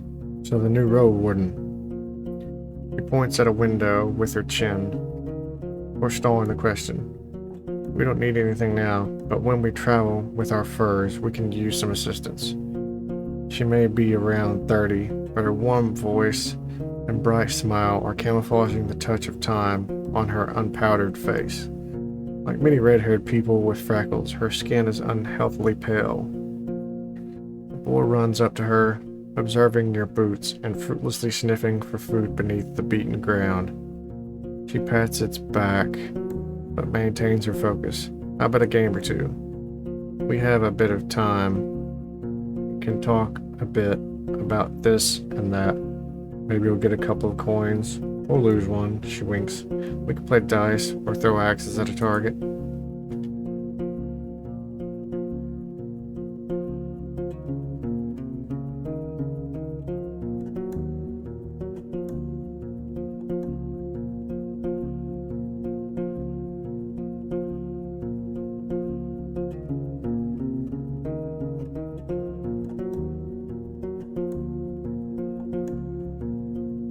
Sure, let's play some dice. Arrival and especially the dragon bone you pull out are cheerfully welcomed. Two of the guards bring a table from the inn, another one prepares a couple of stools and chairs. There are also spectators, and you're told that the other hunters are either sleeping or have duty on the tower. Remember, no magic, says one of the players. His face is deadly serious. The game is new to you, but in no way baffling. 4 people can play at once. The wooden dice are long, with only 4 dotted faces. Every time someone wins a round, they get a point. And the person with the most points at the end of the game wins all the coins. As you play, you don't feel like you have much control over the results. blending with the group. Their casual jokes, memories, and views on luck and optimal strategies. Soto and Tullia's camp are also brought up, but when you ask about the roads or the locals, their stories are vague. Their drinks are here. It's a poor beer made from the leftovers after the regular brewing. It's cold, sweet, and doesn't reach your head, but you try to avoid the smell. Just don't spill anything. The boar may get sick, says your bald opponent. Just a few minutes you get 2 points, which are now represented by smooth pebbles. You don't really know how you got them. Either you don't get the strategy, or it's just pure luck. There's a strategy to this game, I can see it. I can't be sure I'll win, but I can play better than they expect. During the final round, you get ahead of everyone, and the spectators playfully comment on your moves. The winner takes all.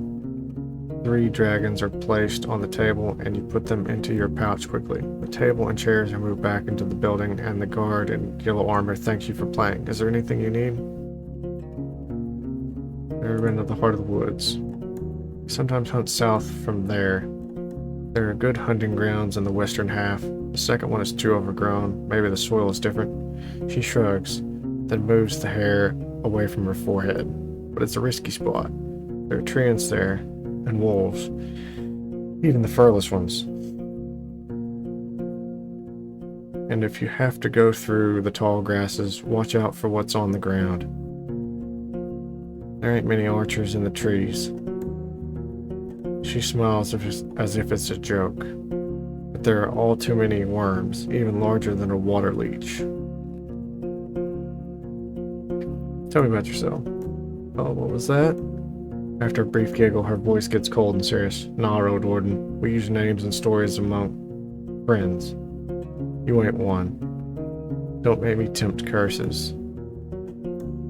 Doesn't trust me enough to tell me about herself. I was foraging for berries for the innkeep. She chuckles. So I've heard. Don't worry about it. Usually we forage by ourselves, but he wouldn't ask you for a dragon for a meal. He gives small jobs to people all the time, just to see who agrees to do them. Wants you to judge who's of use and who's too proud for their own good. Gotcha. Welcome back.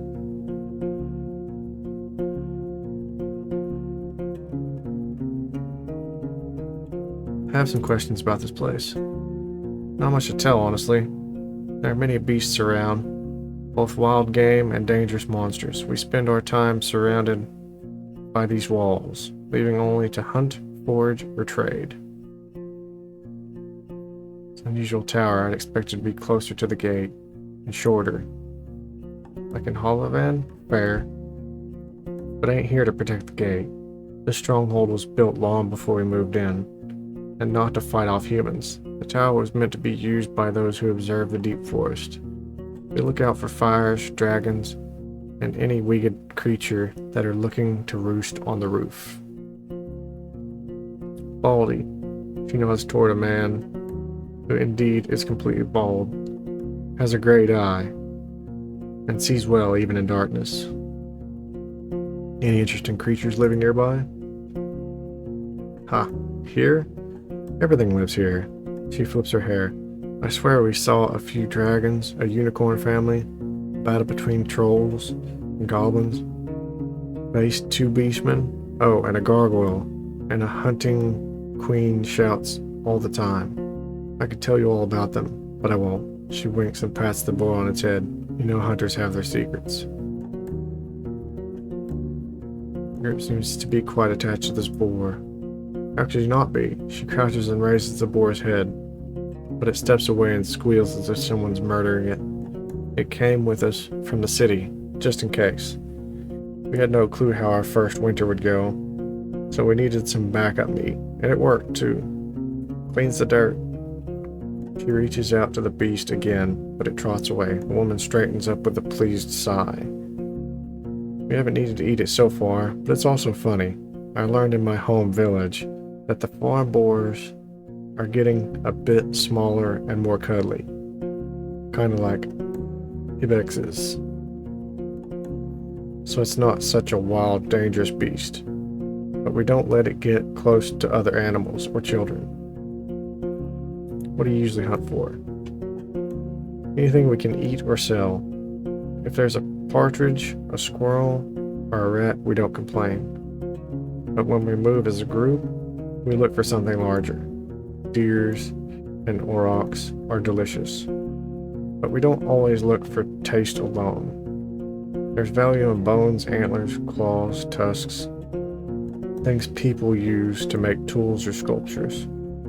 We use some of them to make tools and spears. You can never have enough spears. She pauses and looks at a strand of her hair, and suddenly speaks up again. And we look for furs, of course. What can I find north from here? I'm sorry, we don't really go into those regions. We stay close to home, only sometimes move south or west to Hallersdale, but only to trade. They're fine with buying more than we need, since they then take wares to the coast. She takes a long breath, twirling her hair and gathering her thoughts. You know what? I've never seen a beach. And I've been living here for how many? More than 10 years now? She giggles. The only part of the sea I've seen was from Old Pagos, which is placed on a hill. I've never put a toe in salt water. She looks toward another huntress who confirms that her experience is the same. But Old Pagos is a good place. As long as you don't mock their order and act nice, they'll also be kind. Boss says they're too serious for him to stand them, but at least they don't bite without a reason. Hear anything about the necromancers?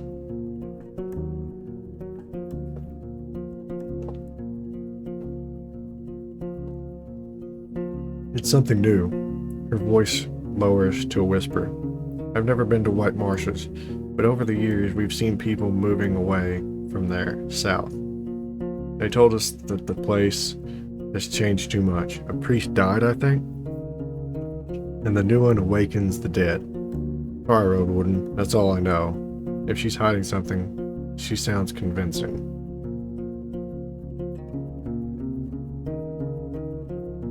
Looking for knowledge about wild creatures. Well, I told you our knowledge is valuable. I don't know.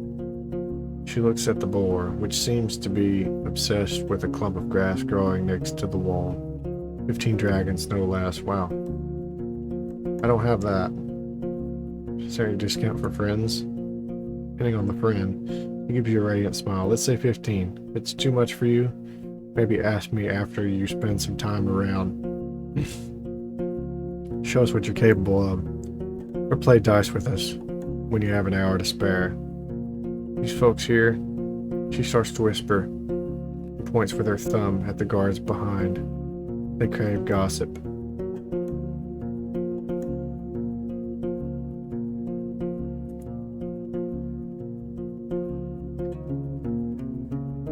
They head to the armorer. Walk past the well and find a small open shed, not unlike the stable, but with a humble set of tables, carving tools, hammers, sharpening stones, pincers, knives, and other tools. As long as something can be solved with brute force, this place will find a way to do so. There are two people sitting on the long bench. The first one is a male with maybe inch-long hair and cleanly shaven face, a thin, long yellow tunic, bare legs, and sandals. He ignores your presence, sewing a gambeson with great concentration. The second person is a boy, maybe 15, who's wearing the crude outfit of a farmer. He glances at you, but soon returns to sharpening a long dagger. Greetings. The man raises his head, but it's the boy who speaks, focused on his task. He ain't talking. Tell them what it is you need.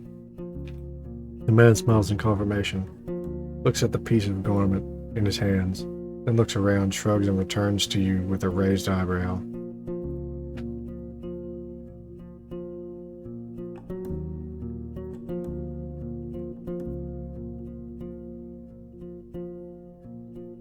Could you patch my clothes if they were torn? He shakes his head, points at the uneven seams on his own tunic, then grabs a crude bone needle and shows you its broken head. He wouldn't even if he had the tools, says the boy, but you can try in Hallersdale or Gale Rocks. I look at the youngster. Learning a trade, I see. Kind of. He answers reluctantly, but his teacher pats his knee, giving him a harsh look. The kid clears his throat. Yes, but we both ain't masters, you see? There's not a soul to teach us. So once I'm ready, I'll try hunting instead. Fixing things for others is boring. The man grunts a sound, though you don't understand it. Seeing your face, the boy chuckles. He says, safe. Let's meet in the middle. Boring, but safe. The man nods.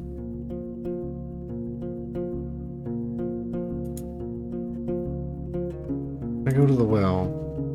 The recently renovated wooden roof covers the well from rain and birds. One of the guards is enjoying the cold drink he drew with a bucket. It tells you to use only as much water as is necessary. You need at least one piece of bathing equipment to get more out of this place.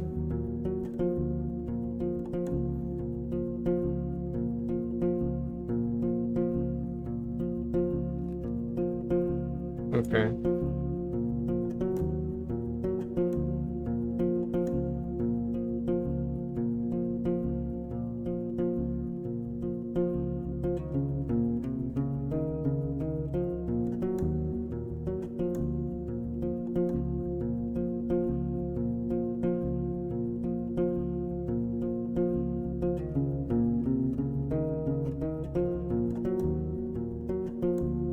Guess we travel on.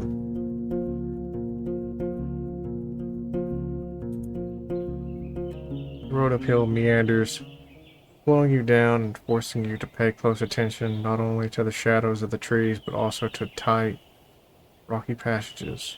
You can't help but notice a few caves and fine ambush spots. Keep an eye out for any sign of life.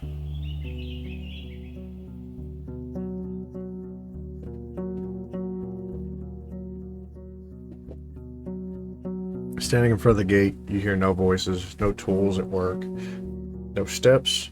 Dozens of birds live among the collapsed roofs. They're fluttering, singing, and squawking as free of worries. If you want to travel any further, you need to ride around the palisade. Searching the ruins may take a lot of time. The broken gate in the north will lead you to the village. The sound of a gentle river reaches you from the east, where you see a saggy fence surrounding an overgrown pasture. Behind the burnt-out building in the east, you see an oddly barren field. Is this the place we're talking about with the goblins, maybe?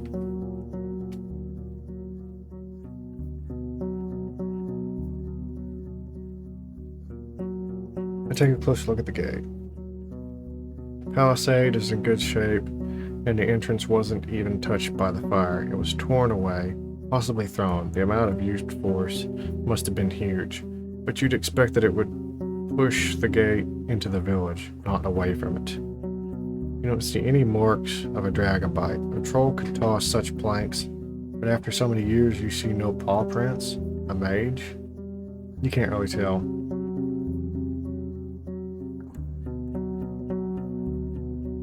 Push the building near the field. Broken logs and planks are charred, while the wooden walls are rotten and covered in moss. You see no ashes or dust, proving that the fire happened long ago. The smell is awful, and there are no reasons to stay for long. You see no furniture, just some broken shelves. It was just a storage room. The valuable odds and ends were already taken by the scavengers. I move forward. Where do you want to go?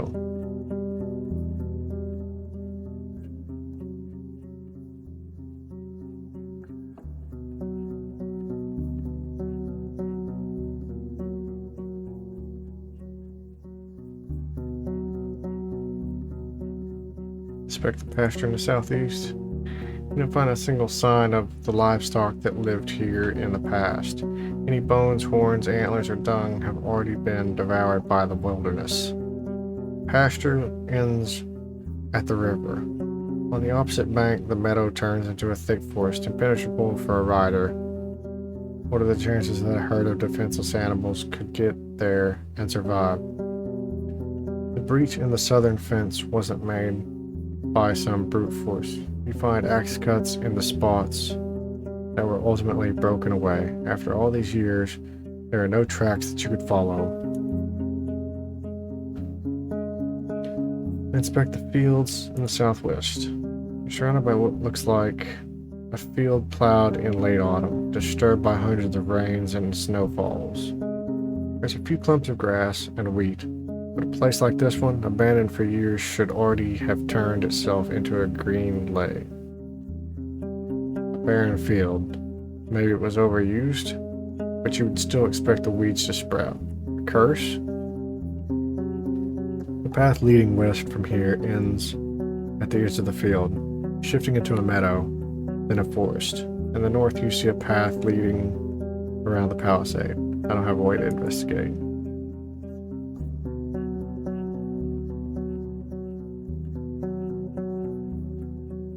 Explore the southwest part of the village.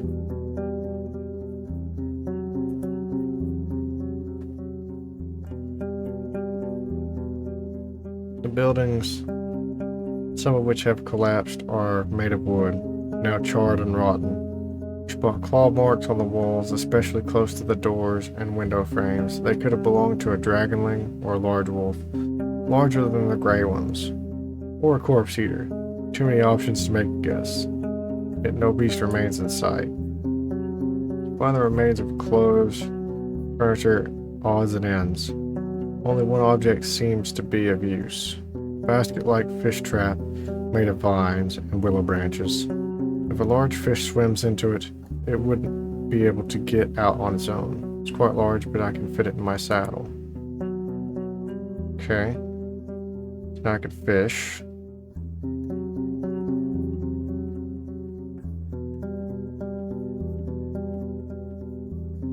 Inspect the palisades in the west. Tracks of human footwear and many, many more ape footprints cover the path formed around the palisade's breach. As far as you could tell, the freshest footprints lead to the village. The wooden stakes spread on the ground are rotten, covered in mushrooms, small flowers, insects, and worms, a good source of animal or goblin food. Though you'd expect them to also hunt for the birds and eggs. The meadow in the west turned into a forest quickly. The grasses in the north surround dozens of tree stumps, already covered with moss and fungi. Going south, you'll reach a large field, though you don't see any crops. Shouldn't enter the forest, especially not in this area. It's unpredictable.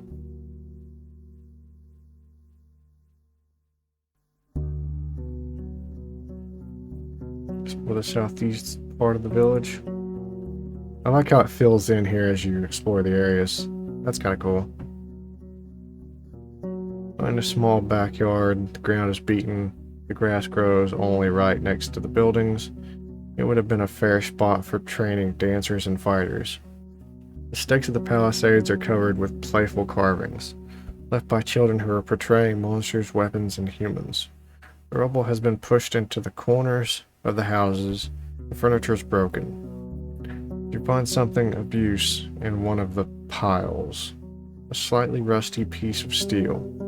Once you pull it out, you realize it's a quarrel for a crossbow, still usable. Won't be difficult to find a use for it.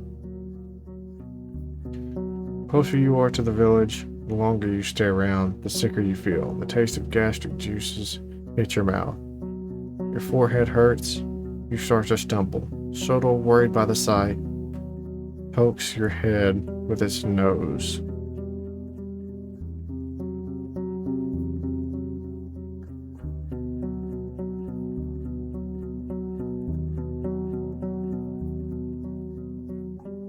Huh.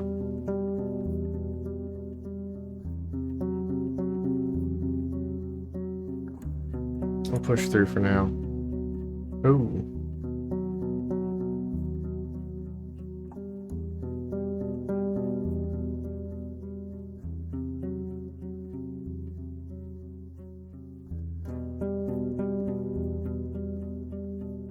That's unfortunate.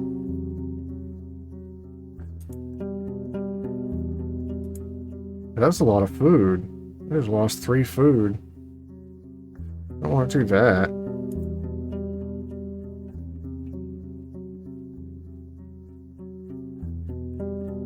Leaning on your mount, you go outside, keeping your mouth shut. After a few minutes, your eyes get clear.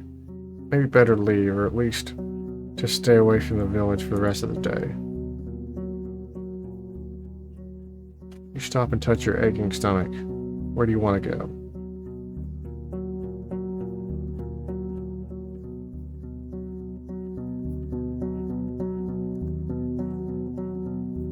I feel like every step into the village weakens me more. I should return another day. Inspect the clearing in the west.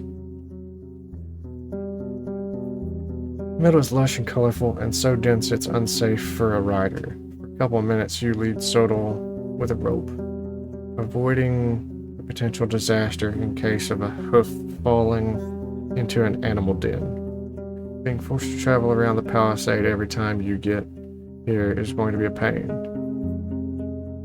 Most of the tree trunks look similar and have comparable size. They were most likely planted with the sole purpose of being cut down and used by the locals.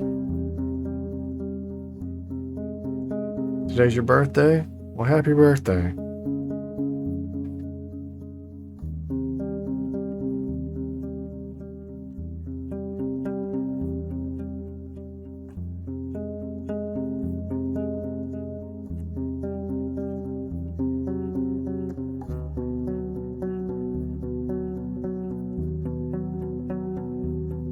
How did you celebrate?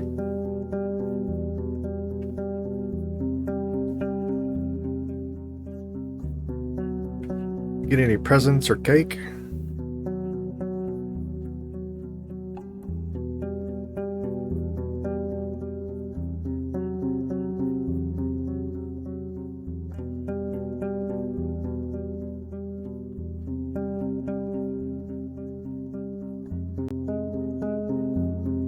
Yeah?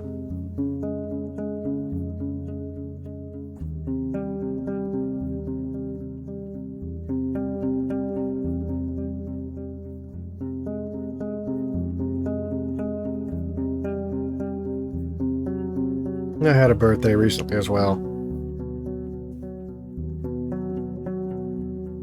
I just worked though. I didn't really do anything for it.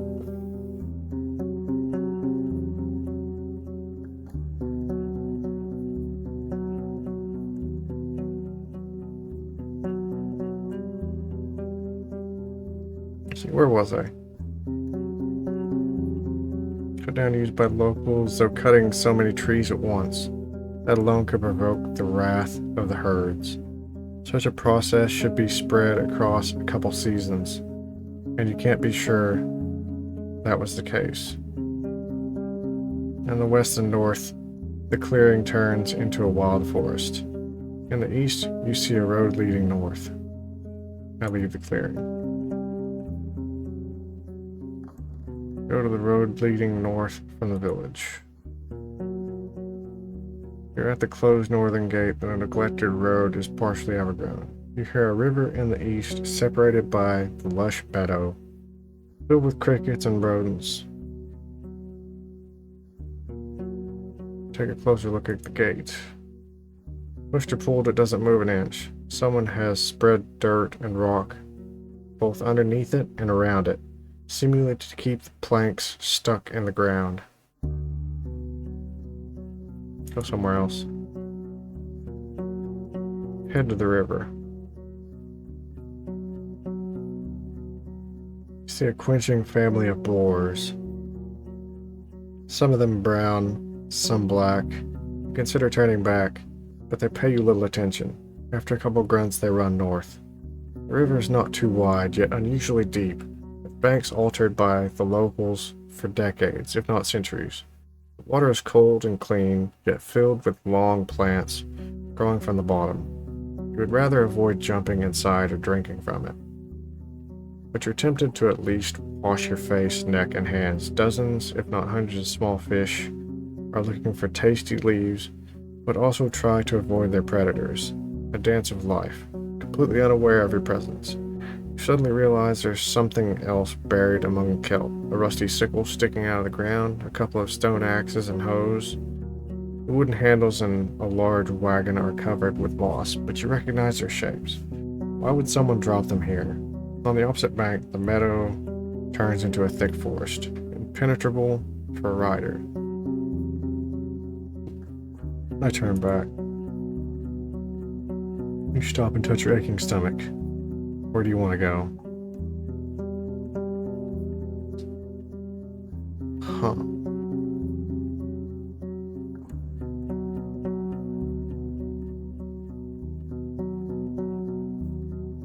Something inside this town is making me sick. The fields are completely barren. Not even weeds are there. Makes me think this entire place is just not a good place to eat or drink or do anything really. I might try washing myself though.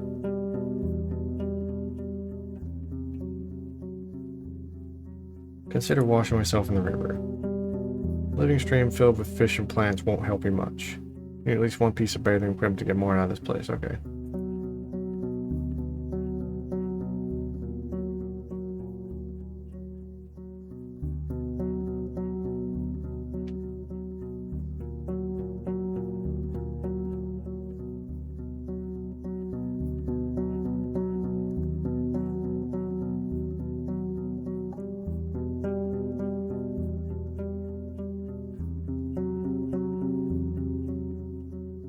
Yeah, I feel like this is a bad idea.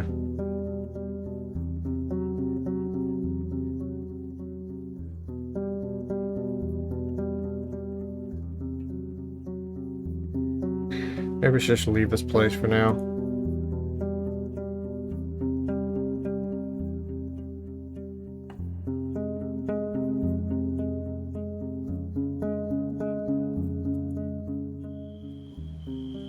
Rid of the wetlands with their many streams, ponds, and fish.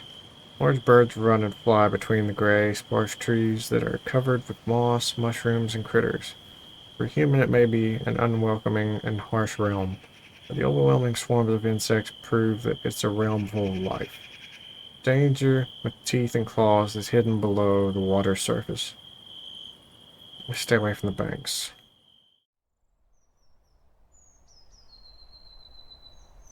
This plant shouldn't be alive, not without leaves.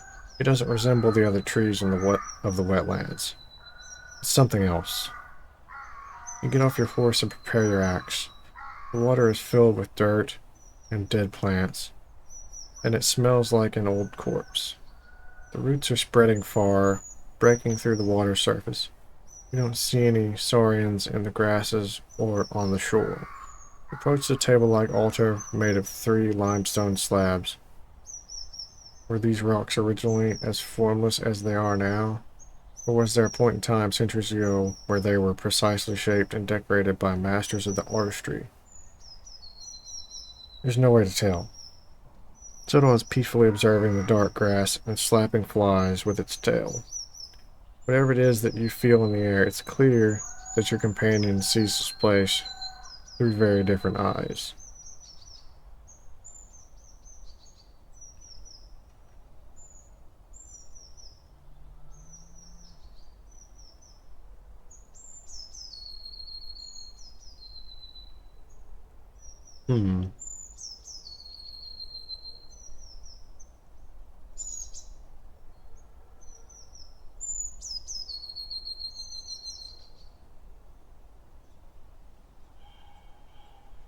Smile and scratch the bottom of its neck. Go ahead and look around for just a moment. You don't see any creatures nor humans. Look into the water. You step cautiously.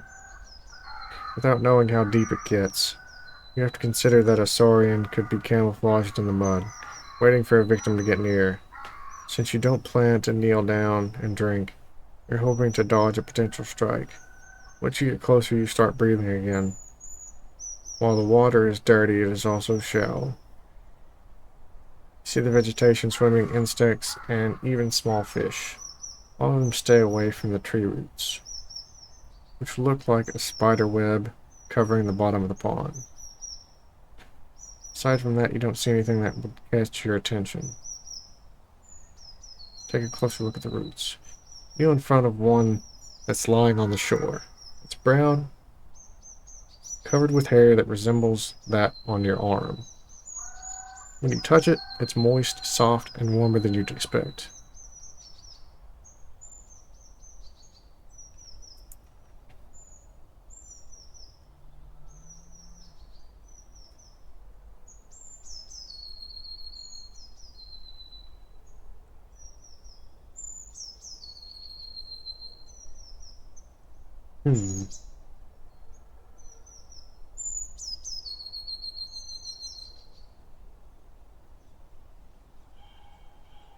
Warmer than you expect.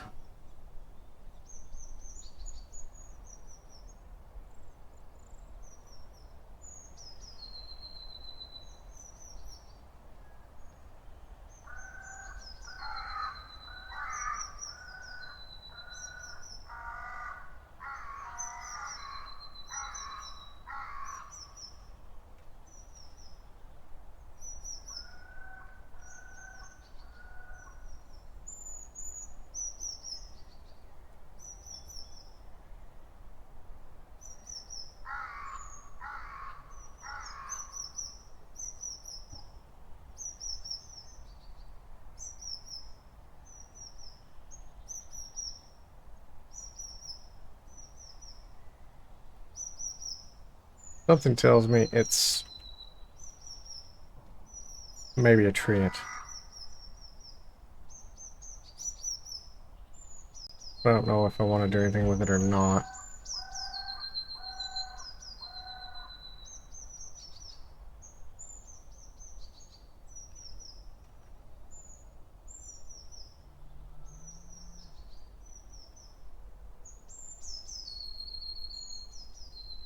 I could probably find out in a hurry if I use the axe on it.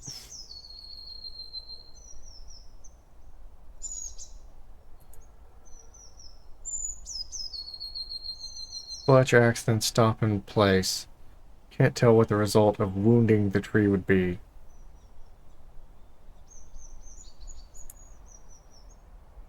Stand above the root like you're about to split firewood. The swing is accurate, but the nimble root backs down into the water, pulled by the rest of the creature, leaving trail of red bubbles and mud. A chunk of the root is still in your fingers, so you move it into a jar from your bundles. The axe is now covered with a red sticky goo, smelling like rusty nails and sweet fruits mixed with beer. Reach for a water skin and wash the blade from the plant's juices. I walk away. Wait, why would I want to approach the altar now that I know this is a treant?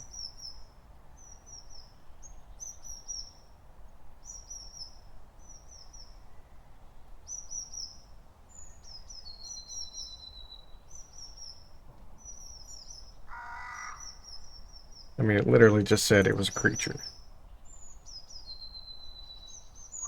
Yeah. Backs down into the water, pulled by the rest of the creature.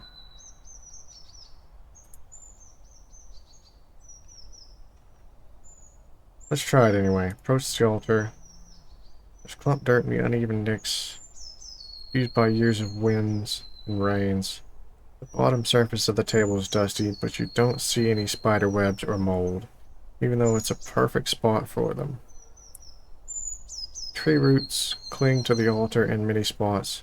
They're firmly attached. You struggle to move them even an inch. Cream-colored limestone is cold and smooth.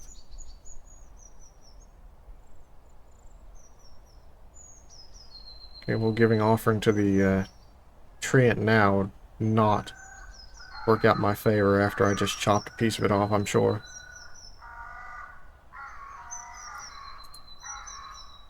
I'll just travel. Moving on. The way forward is not available in the demo. That's unfortunate.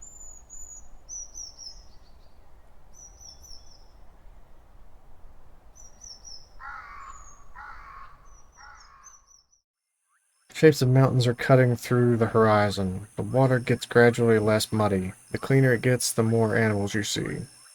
A family of deer blocks the road, resting and enjoying the cold water, which would be deadly for a human stomach. You consider riding around them through the sparse meadow, but your presence also causes them disquiet. Without much haste, they regroup and run east into the leafy forest.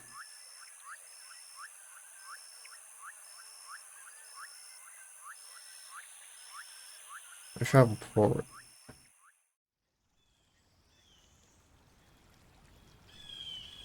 You've reached Hag Hills, a wall of stones that has blocked the city's grasp. The one well-established route through them leads through the valley where you found Tullia's camp. There are no maps of the highlands, no local tribes, only stories. The only beaten path leads you by the garden beds of herbs and vegetables to an old, yet not abandoned mine, hidden behind a massive door made of steel. Look around. There's no hitching rail for a mount. A bearded, skinny elder sits still on a bench, observing you like a sculpture, with his legs crossed and fingers interlocked on his abdomen.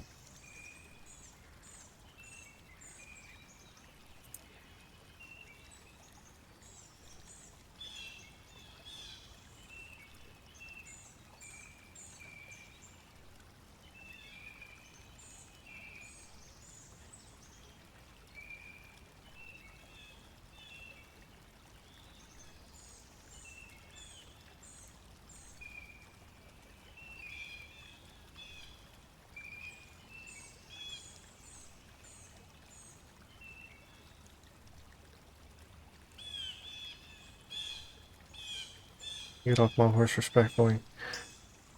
You dismount and keep an eye on Soto. You greet the man, and as he nods back to you, you mention that you have a few questions. There's cold civility in the air, as if you're sharing a table at an inn. I need you to look at me whilst you speak. His strict tone, his strict voice reminds you of a master of craft guild, though his thick accent distorts his image. I can be here without magic, but I'll read your lips.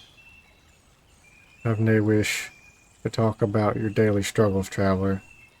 It's nae a refuge for strangers. Say what you're looking for and let our paths split. He doesn't yell, but his voice is not used to being opposed. His face is wrinkled, but he sits straight, beard and hair still carrying glimpses of fair blonde. He's tanned like a worker, and his eyes are blue and piercing, as if they belong to an infant.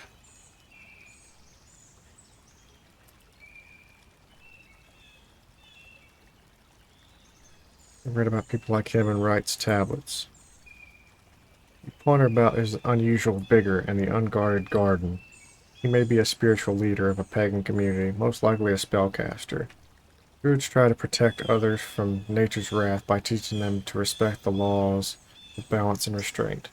Different tribes develop their own traditions, but you know that in this province, such priests prefer to be addressed as forest speakers. I explain who I am.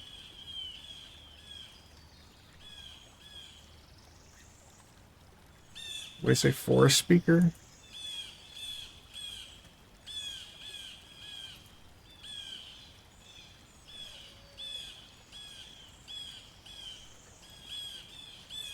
He lowers his head and closes his eyes, taking slow, deep breaths, forcing you to wait in silence. The elder is tall, with long hair and a beard that was let loose a long time ago.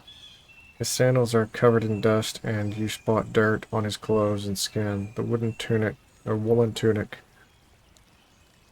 and linen were made with care, decorated with colorful threads at the collar and sleeves. Now all the blues and greens have faded, and the fabric is held together by patches and stitches. He unfolds his hands and puts them on his lap, palms up. You know our customs, at least some of them. Those who know how to bow to the trees will never suffer from wild creatures.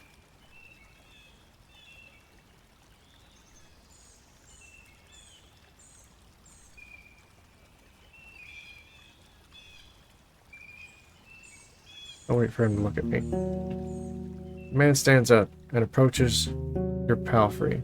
Without touching it, he observes its eyes, mane, stomach, and rear. Shuttle ignores this examination. My nose was right then. Asterion is dead, as are his plans. Such is the fate of all dreamers. He turns toward you with a grim look. Are you going to look for him? You nod. Why? If he vanishes into the fogs, there's no point in putting yourself in danger. What do you expect to find? To job, there's a reward in finding him. He closes his eyes and nods slowly. The people of the north need someone willing to jump through the fire in exchange for furs and iron. Yet I wish you'd focus on saving the living. They're chasing those who are already gone. With lively steps, he heads toward the spring. He washes his hands, once again, forcing you to wait.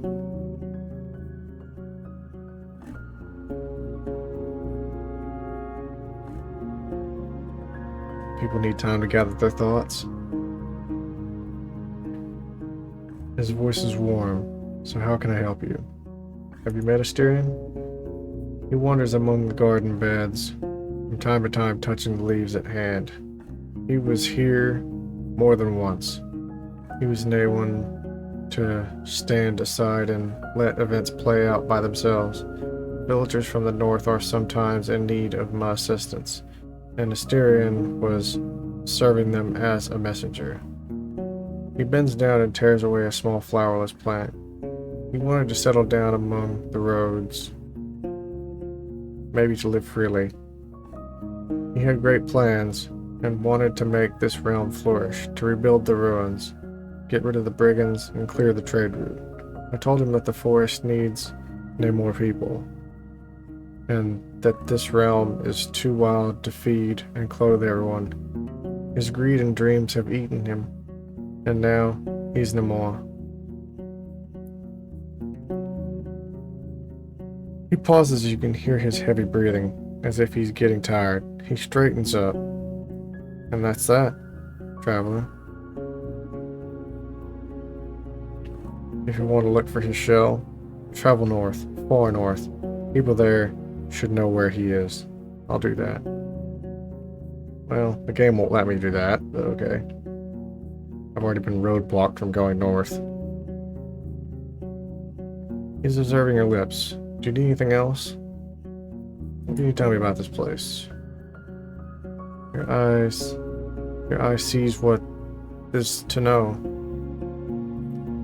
People found copper in a cave. It's been abandoned for a long time now, so we turned it into a shelter. To stay close to the sacred tree and its altar. We're servants, my wife and I, and this place is nothing more than a servant's house. How can you survive this place being all by yourself? His raised voice makes him sound like a preacher. One day, me and my wife will be but defenseless old people. But we've studied Numa and leaves for many decades. I heal wounds and illnesses of humans and animals alike, and the beasts listen to our whispers. The holy seed lets our shells wait for death and strength. Can you tell me about the peninsula?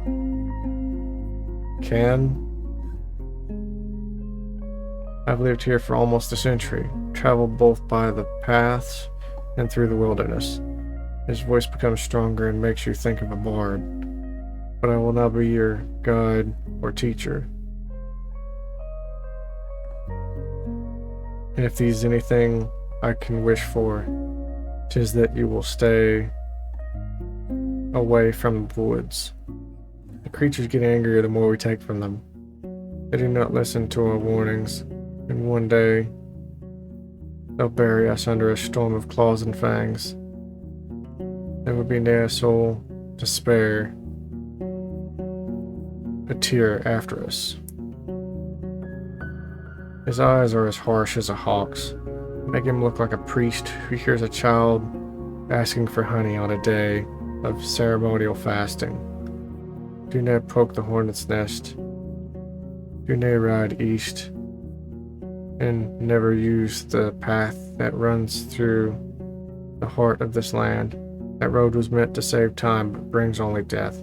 Be a servant, nay an observer. Do not try to bend this place to your will.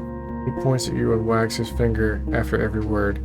Your will, anyone's will, is the key to danger, nay salvation. Thank him. These instructions are in line with my own thoughts.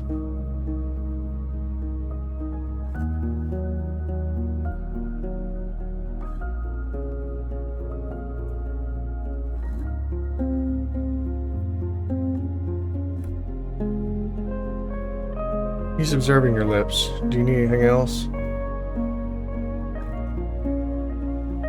I've heard about some bandits. Were they bothering you?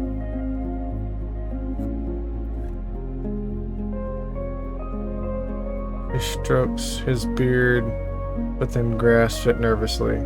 There are souls who steal from White Marshes, a village in the north. They would ne'er dare to show up here. But those brigands are brutes, simpletons, even their leader. Glossia listens only to force, and will humiliate for the enjoyment of her band. She would not be afraid of some lost road warden. He lets go of his beard and lowers his head. She's drifted so far away from her old self, the kind, bright girl from Gale Rocks, loved by her parents. But now, do not cross her, or she'll find you. Tell me a thing about the altar near the crossroads in the north. 'Tis the tree that you should pay attention to. A true gift from the forest. It answers to our offerings and rewards us with its magnificent fruits. They heal both shell and soul, and make anyone who eats them stronger than they ever were. We gather around this altar whenever the winter ends, and whilst it requires a painful sacrifice from us all, it prepares one soul for the future like nothing else could. I dabble a bit in herbalism. Any chance you'd sell me some of the woundwort you grow here?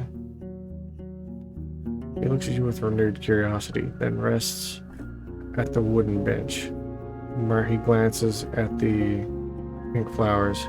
His beard shakes as he tilts his head forward, wishing to help the wounded. I see a notable goal. Once his eyes turn toward your lips, you see a doubting, raised brow. 'Tis a good season to pick their flowers and leaves, but you'd leave me with nothing but the bare stalks and the black tubers in the soil. And I quite like these tubers. You wish to take the oils away? Take care of the rest. Shouldn't take more than an hour. Very well. Grab yourself a cloth from the bucket. Keep your knees from the dirt. His tone has not a hint of a light-hearted invitation. It's an order of a master addressing their pupil, a statement as undisputed as the color of the sky. You put away your belongings and grab both the cloth and a small spade that's placed next to it.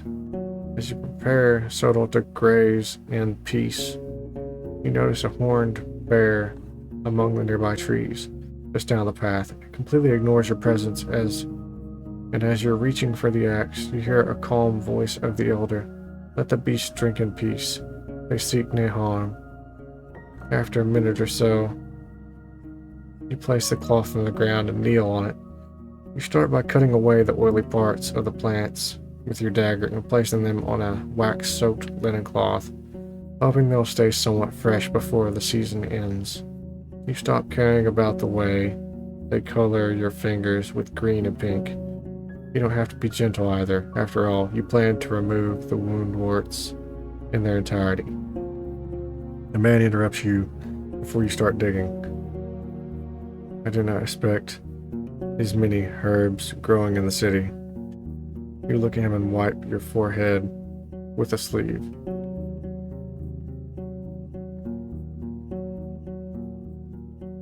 Monastery has a great garden with all sorts of valuable plants and caretakers willing to share their knowledge.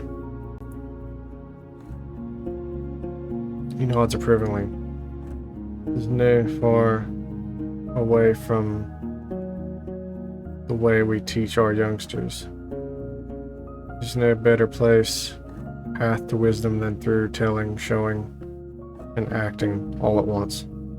You stab the soil with a spade, getting to all the black rhizomes and roots you can find.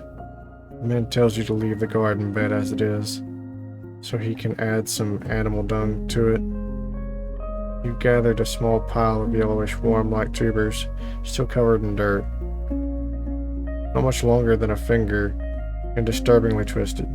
You gesture at the results of your work, but the man frowns and looks toward the pond. You forgot to wash them, herbalist.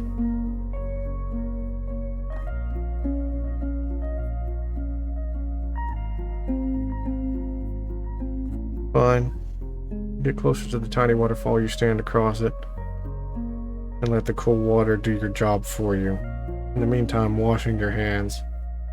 The refreshing touch tempts you to take a sip as well. Finally, you put the tubers on the bench, and the old man, without a comment, grabs one of them and puts it in his mouth, chewing with a hint of a smile.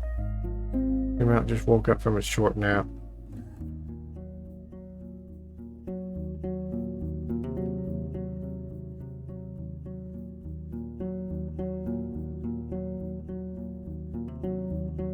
I want to know what happened to the village in the east, and I'm not willing to tell you that. He raises his chin and his beard shakes. That shameful tale ought to be kept in the past for the sake of the living. What can you tell me about the druids? He strokes his beard gently. And when they share our path with strangers, we have in for the people of Hallersdale and for the land around it. It seems like the path at the heart of the woods is quite dangerous. It has a long and dark past, and already caught many souls of its builders. It is paved with blood, and the last 10 years have revealed it was all for nothing. Since the days of he glances at you once again, surprising you with how shiny and lively the blueness of his eyes are. Of grand discord, the tribes of this land are locking themselves in their fields and houses, too afraid to leave them behind, too untrusting to meet other souls unguarded. 'Tis now the first road to be claimed back by the wilderness, and will never be the last. You ask if he has any tips for you on how to survive such a trip, and he tells you it would be wiser to just avoid it. He then reaches to his pocket and grabs a leaf and puts it in his mouth, chewing gently. Death may take many paths to us, stranger, but cats are the one enemy that's both dangerous in its stealth as in combat. No human can fight it alone.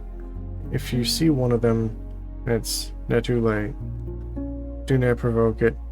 Make it wary, but not scared. Look big, talk a lot, seek its action and size. Looking for a job. I believe your goodwill, and I'm in need of your help. He gestures for you to follow him to the pond. 'Tis near a dangerous task, but one that I can complete by myself. And my spells are near enough to ask animals to fetch for me. He speaks very slowly. At the northern coast you'll find Gale Rocks, a village of fishers. One of them is in my debt, and I want you to collect what's mine. I want to ask him about this debt, but he doesn't look at you. He points at a shiny large fish with orange and golden scales that's swimming just nearby. This gorgeous creature is an Emyris carp, one of the few animals that thrive both in the seas and in the lakes. I wait for him to look at me. You don't know where the man found the large worm that he now drops in the water, feeding his pet. Go to that place and find Photios. He's a young father, an ocean folk with scars on his neck, which he will not hide. Ask for a male Emyris carp, but beware, I need it alive, so it can mate with the one I have. He stands up and approaches you. I do not sleep on dragon bones, but there's pneuma in my blood. I'll use some of it to heal your wounds. Don't need more than once. It's fair.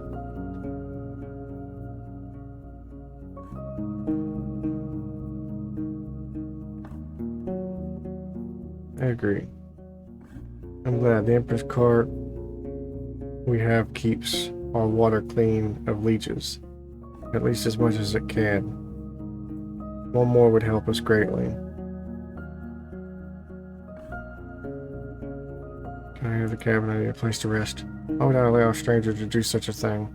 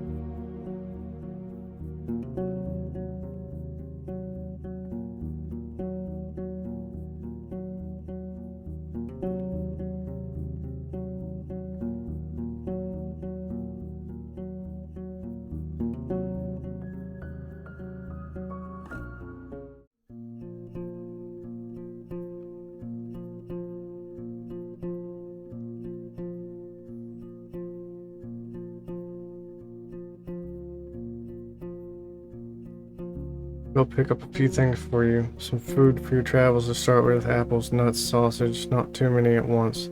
We need to maintain our supplies. I've got an elk fur I don't need. This fire was caught by a pack of red wolves.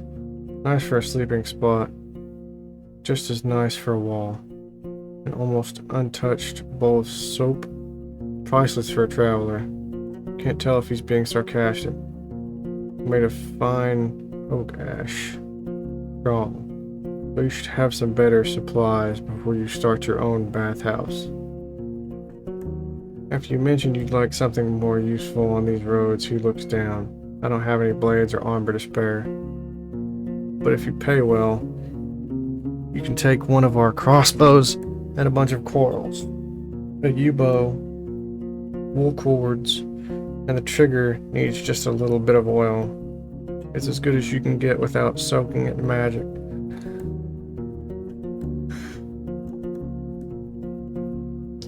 Takes a bit of muscle to draw, but even a 16-year-old could handle it. I won't sell it cheap, but I'm ready to give a discount to a helpful ally. Take a look at what you have first. Another box of soap, it just costs one. Absolutely. Food rations, also probably important.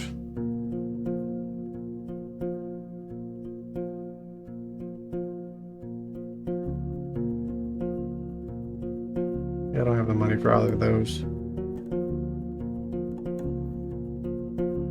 5 arrows for a crossbow, but I don't have a crossbow.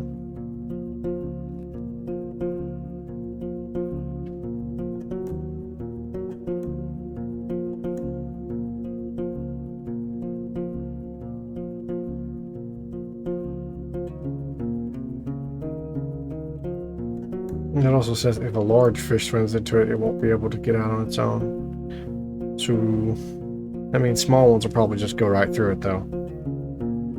To make you much less likely to actually catch anything.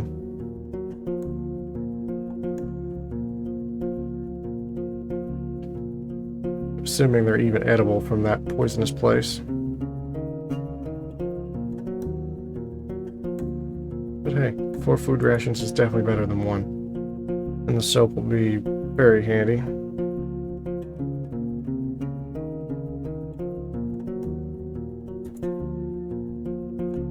Well, wash my shell.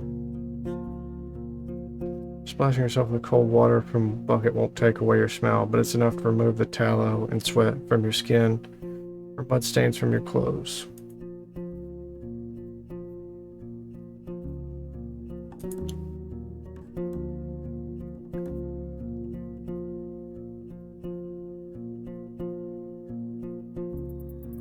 Every road east is overgrown. Little trots when it has a chance, but more often it walks, forced to jump over larger branches blocking the path. The nearby lake is surrounded by thirsty wildlife.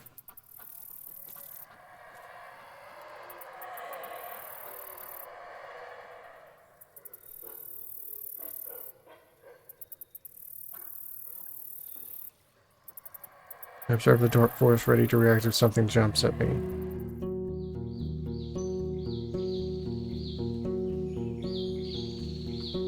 A couple of stone slabs were turned into a hut-like shape. One of the ancient chapels, raised by the priests of the United Church, in the days of few soldiers and even fewer shelters. The dolmens proved to be especially durable, though the conditions they offered were harsh. The entrance was barely wide enough to let you walk inside. It was meant to keep larger beasts away, including your palfrey. You can't spend the night here. You dismount and look around.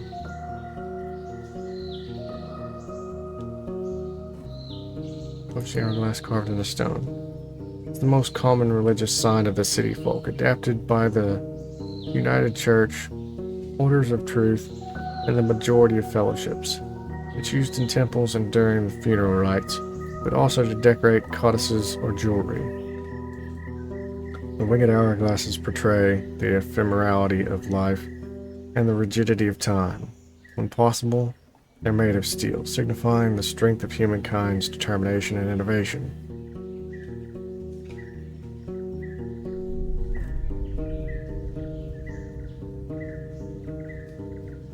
As a member of an Order of Truth, I should bow before the hourglass to honor the brave builders of the past.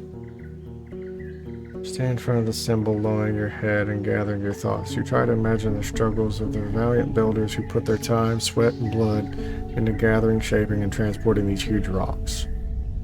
They were led by a vision, one that requires artistry, planning, a sense of shared purpose. They did it for the sake of the future generations, and even if their names are forgotten, they saved many lives.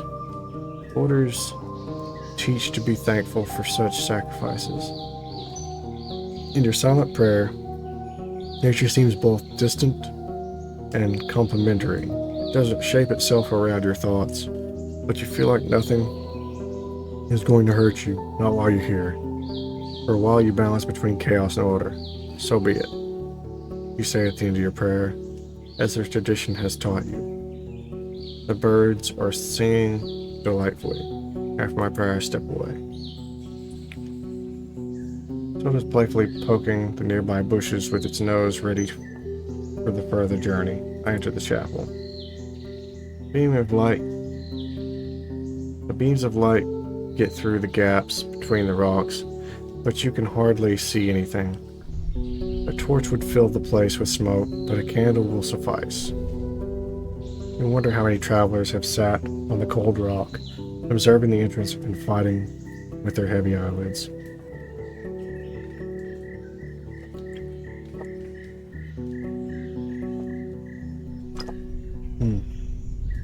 rope's getting tired. I look around.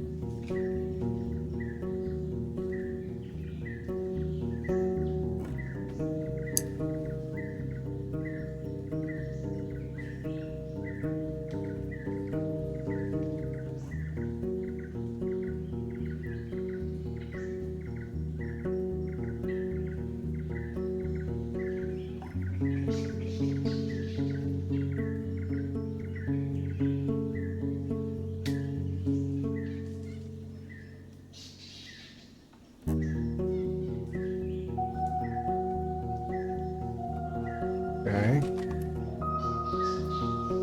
Even though the part of the ground is covered with a single massive slab, there are parts free of any flooring. You see soil, small rocks, sand. In one spot you find the remains of charred wood.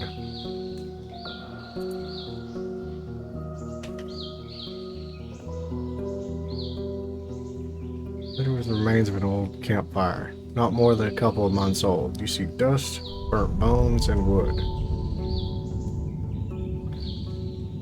The wall above this spot is covered in soot.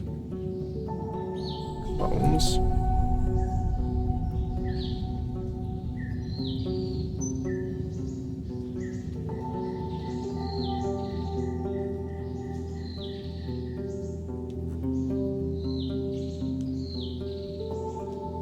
Okay. You notice sticky soot on the walls. Part of it covered black marks and pictures, possibly letters.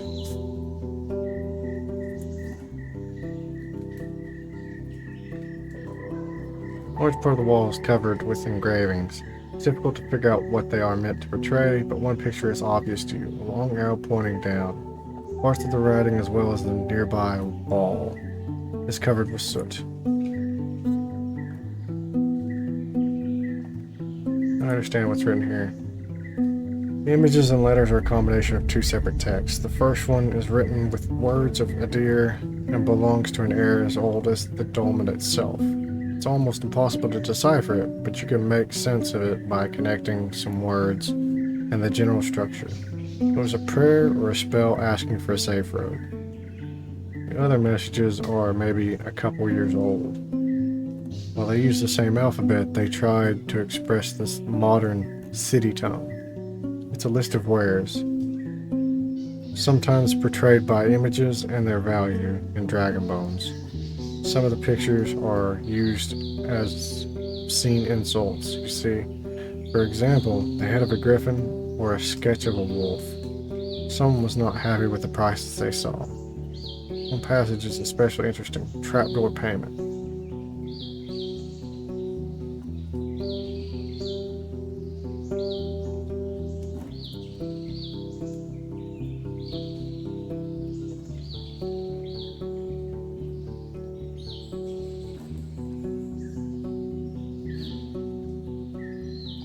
Okay.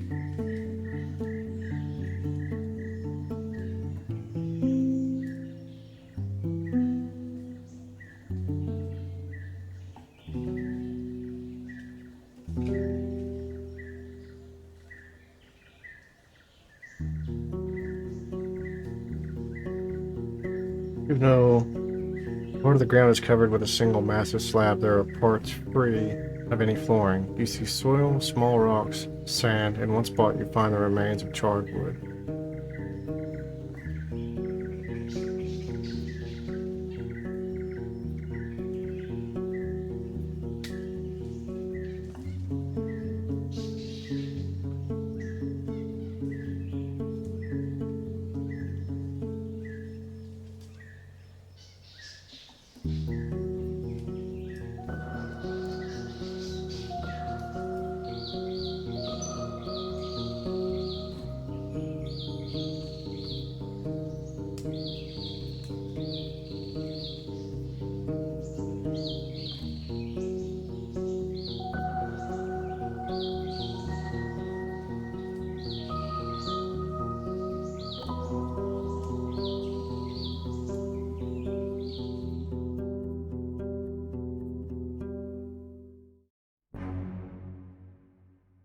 3 hours before dusk.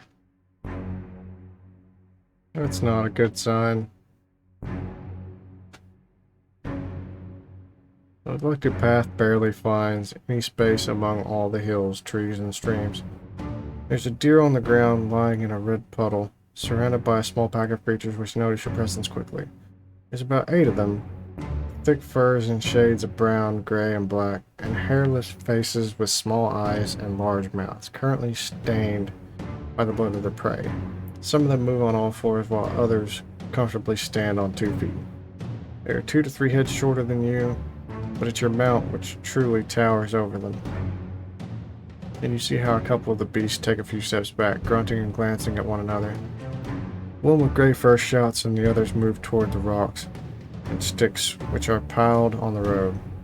They hold them awkwardly, and some struggle to maintain a straight posture, leaning on their new weapons for support.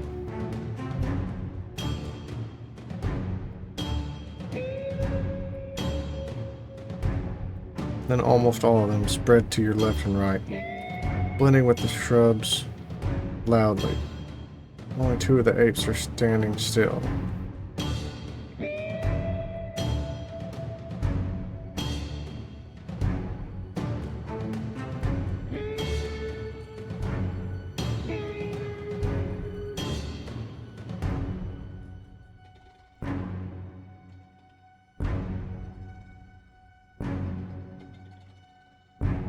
Well,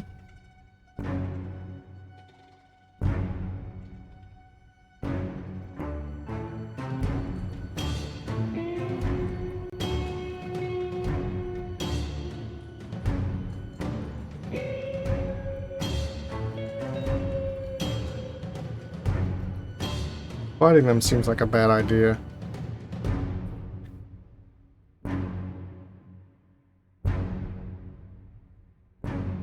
Maybe we can get through them. I'll get backs and hold the reins tightly. Towards the goblins in the middle of the road. Scream at the pack. Shaking my weapon, I just try to scare them away. I throw them some food, maybe they'll leave me alone. I look behind me just to be sure they're not already there. Make a few threatening swings, focusing my attention on the beasts that entered the forest. Dismount and prepare for combat.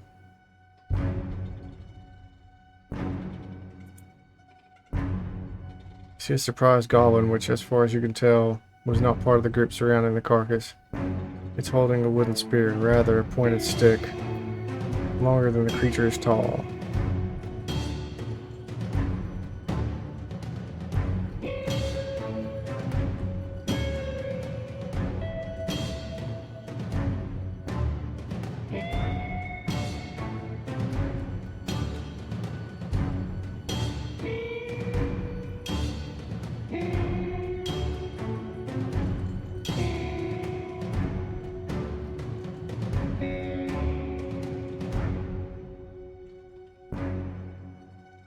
I hit the spear with my axe. You cut through the wooden shaft swiftly, sending the pointed end of the stick into the air. The beast lets go of the remaining weapon and jumps away, landing on all fours. It grunts in awe, and the other goblins shout both at you and at one another. They suddenly leap forward, trying to get to you from multiple directions at once. There's more of them now than at the start, over a dozen. I can't win, and I can't run away. I rush Soto forward. Mount speeds up, though it doesn't have enough space to enter a gallop. You prepare your weapon, but while you feel somewhat comfortable with a blade when on foot, fighting from a saddle is completely unfamiliar to you. The younger goblin attempts to stalk your horse, but the strike it receives sends it into the nearby bush, screaming in pain. The gray one, however, manages to grab your boot. It is now trying to keep up with your speed, making one long leap after another. Your attack with the pointed stick almost hit the mark. But the creature makes such unpredictable movements that you struggle to land a good jab.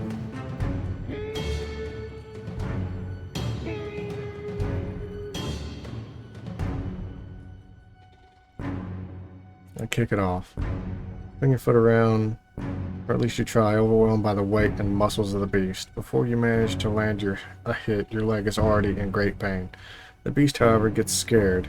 It lets go of the boot and leaps away, landing on the two hind limbs. It shouts after you, but stops its pursuit. Though it hurts, your leg is free. The road is clear. We ride as fast as we can. For a few more moments, you hear the angry shouts and screeches, but soon after that, it's again only you and your mount. You realize that you still have the Goblin Spear, a permanent pointed stick which would be completely useless in most situations. There's a light blue scrap of linen tied to it. Just beneath the pointed tip, you wonder why a monster would care about decorating their tool. Maybe it never bothered to get rid of it.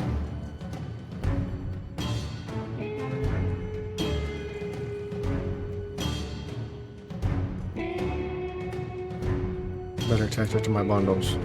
The spear is light and easy. You easily strap it along your mount's side. It looks like a broom handle. Time to see what we're going to find down the road.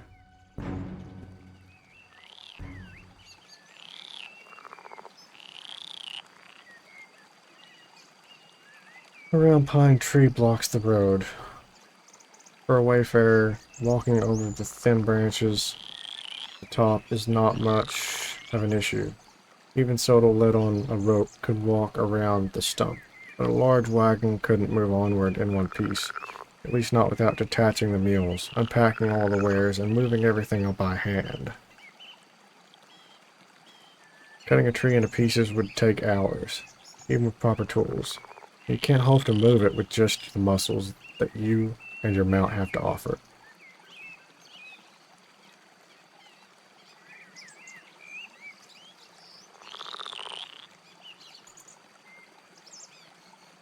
Three hours.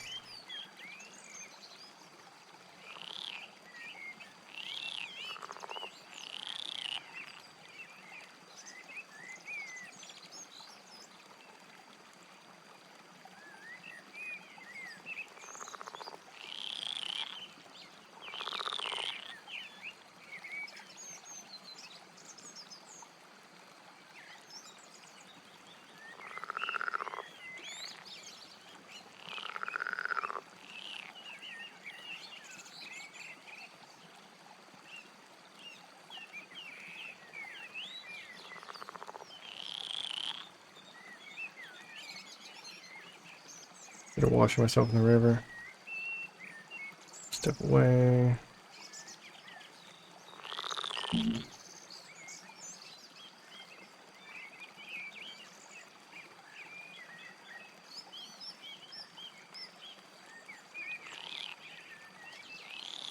Have a look around.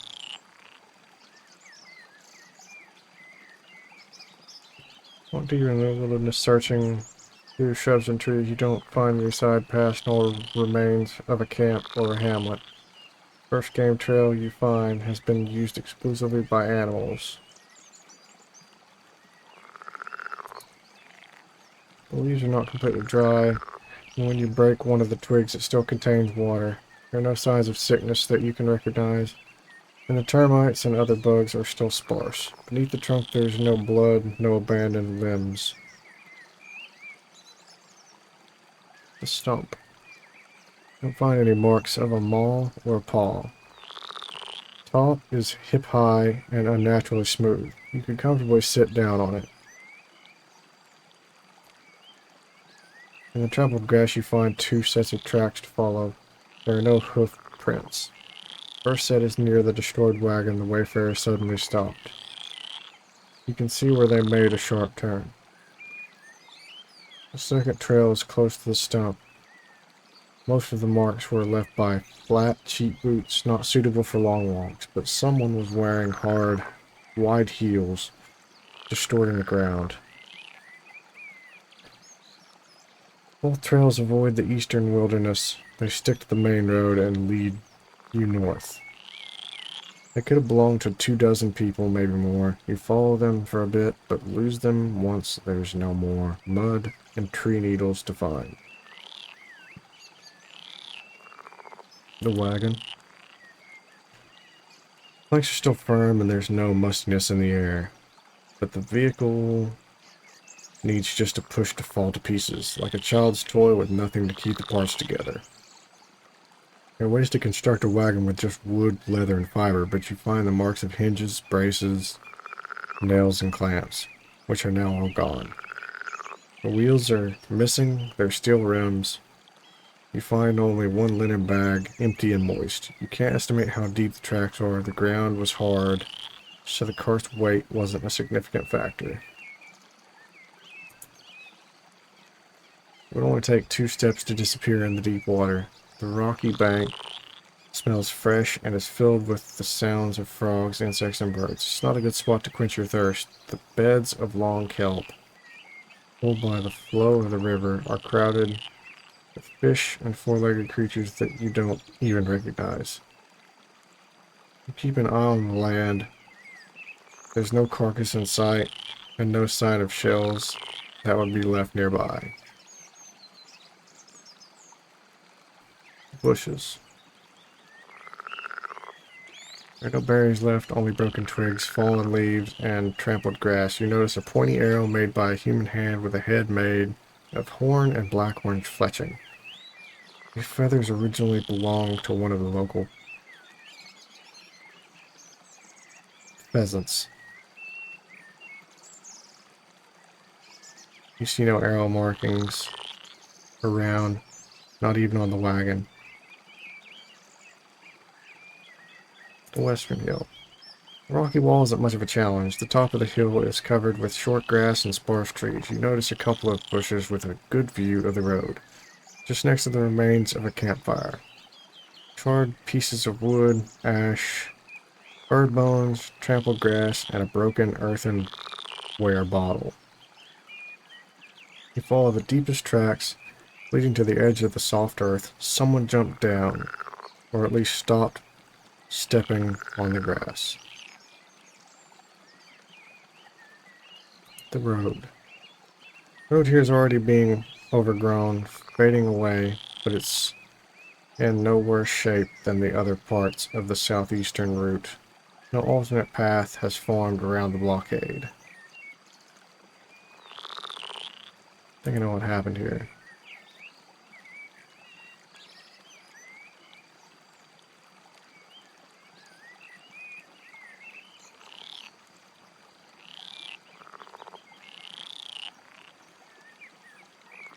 Let's cut down to set up an ambush.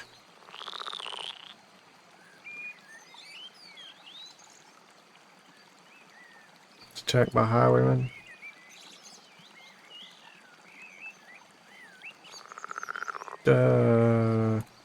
What was in it? I really couldn't tell you. You have to reread everything.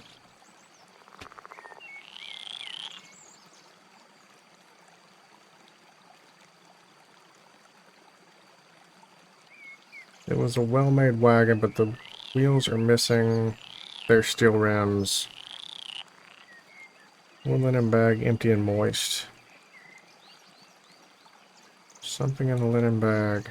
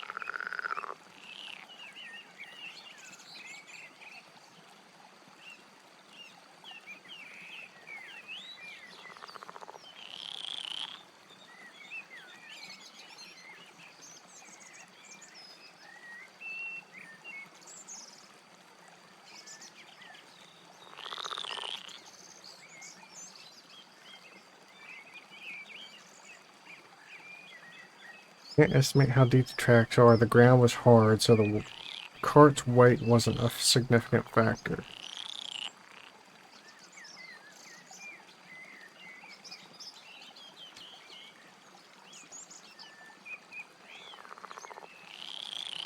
Probably someone's valuable merchandise. There's no way to know for sure, though.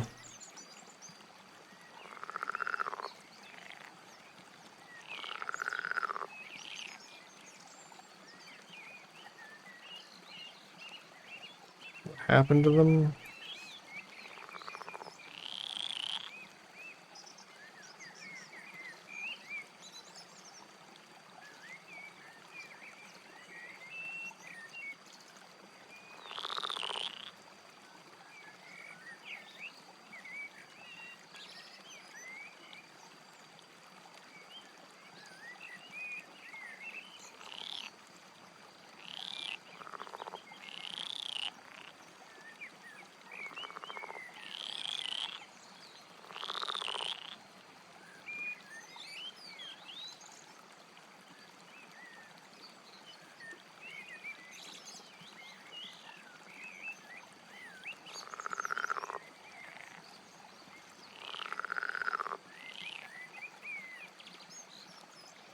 Follow the deepest tracks in the software. Someone jumped down or at least stopped stepping on the grass. So they got grabbed, maybe?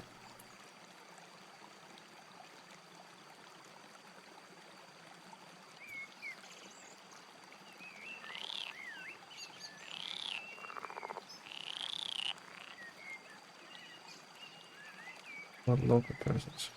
You see no arrow markings around, not even on the wagon. Okay, so maybe they didn't get attacked.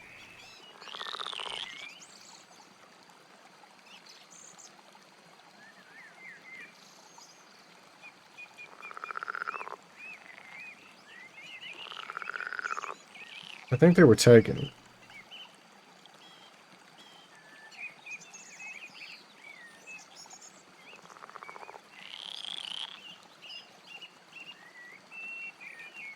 But I don't know if it was highwaymen.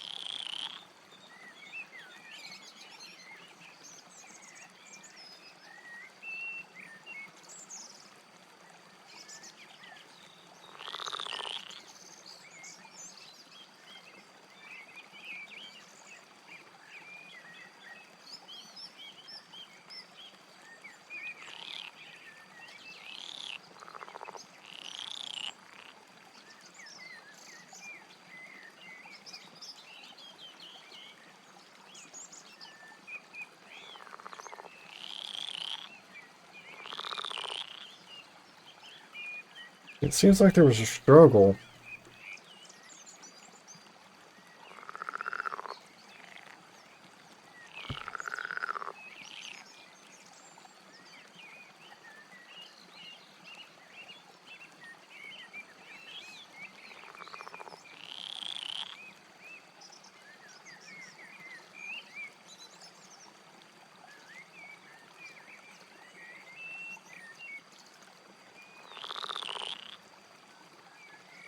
Then again, we didn't find any bodies or anything. Maybe they just broke down and they carried the stuff?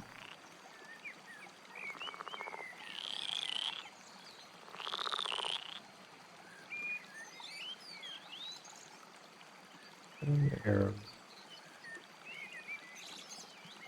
There weren't any marks around. were all in the wagon. So maybe they were using them to hunt?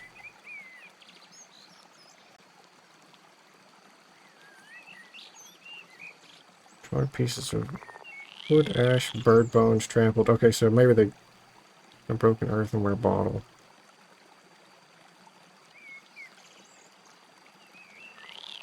So they ate a bird, I guess?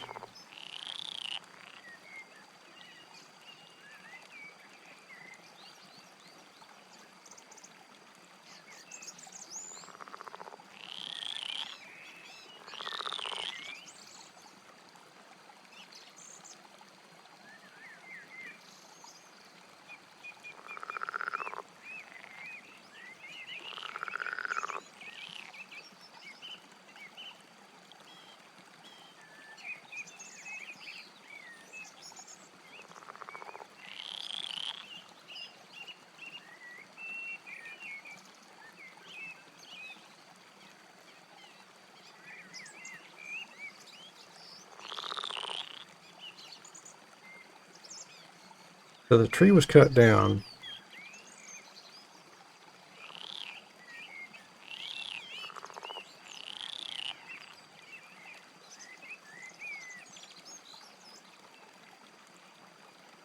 Hip high. Comfortably sit down on it.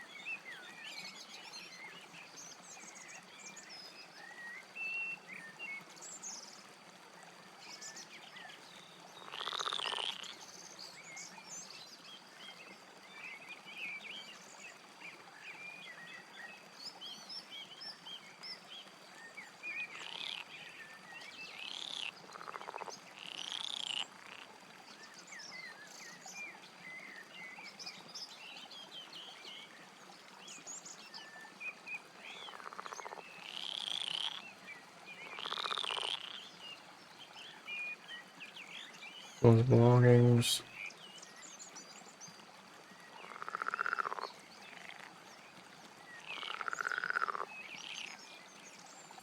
It said they went to the north, but I don't know if they were taken to the north.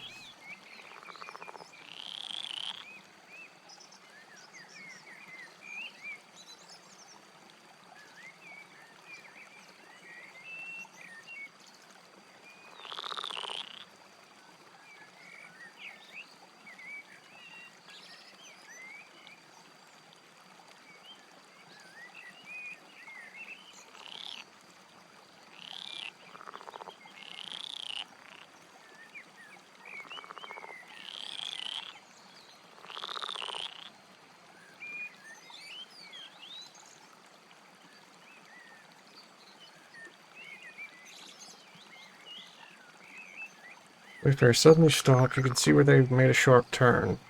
Second trail is close to a tree stump. Most of the marks were left by flat, cheap boots, not suitable for long walks, but someone was wearing hard, wide heels, destroying the ground.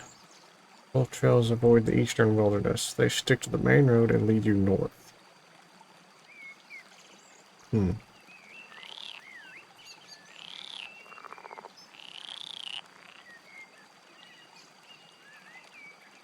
It's definitely not that. Could be that. They didn't do that. No, that's not it.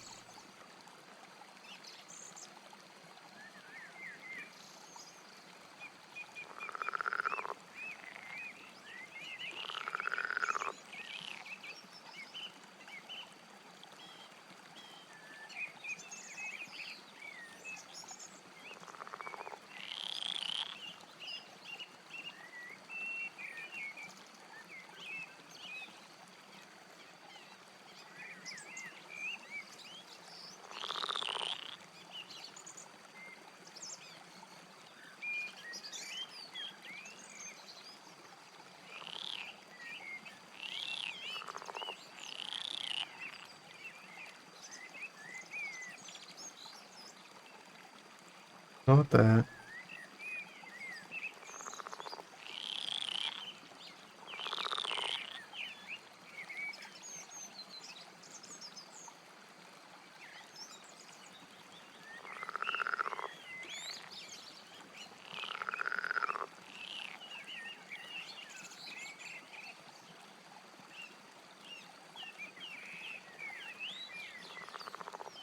I'm not sure.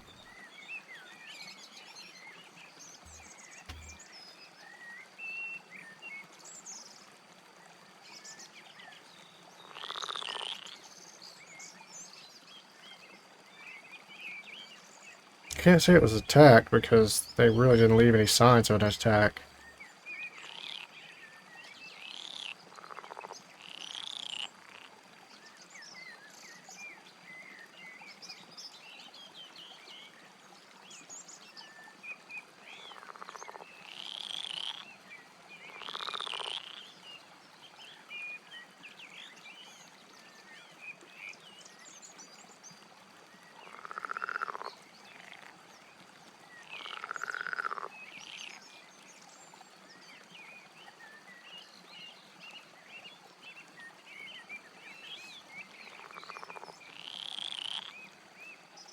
I don't think there's much left for you to find. Let's hope you haven't missed anything.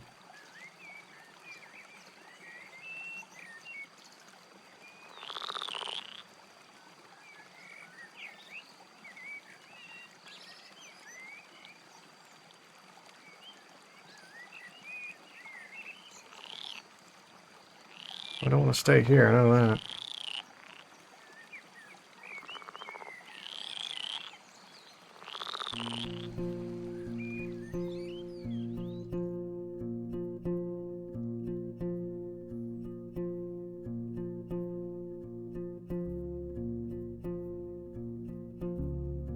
The lights are promising a refuge. The guards have bows and spears in their hands, and some rush to the gate only to close it right again.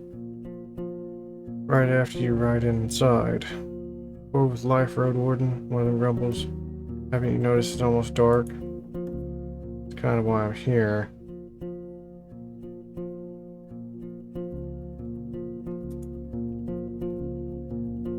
Sleeping on the bench.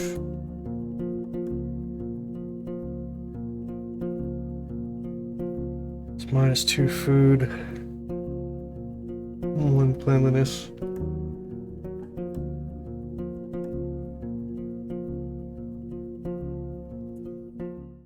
That's fine.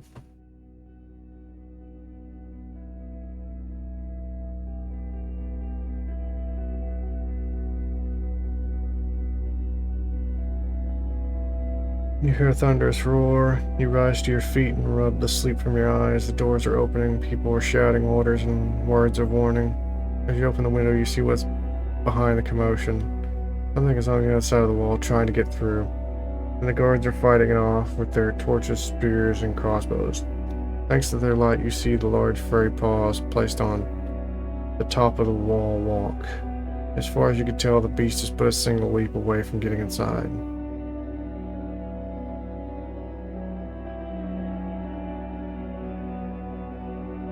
Quick second. I need to help them. Look for your gambits and blades, still a bit foggy in your thoughts. And once you find them, you struggle to get inside the jacket. As your habits kick in, you see the innkeeper right in front of you holding a candle. Your guests stay here, he says, without a shadow of hesitation. My team has no time to worry about outsiders. Just after his words, you hear cheerful laughter from the wall. Judging by the way they point their fingers and lower their weapons, the beast is fleeing.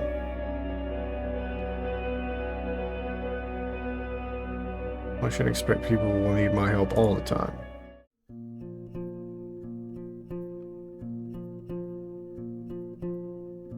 The uncomfortable sleeping spot and the sounds of conversation and closing doors wake you up a few times during the night. Nevertheless, your back survives. The morning air here is stuffy, and the innkeeper is already starting a fire in the stove. He asks if you need anything.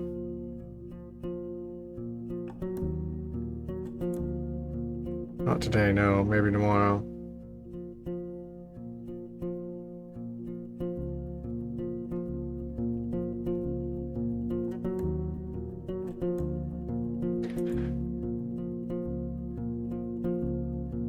That's fun. That's what we have these for.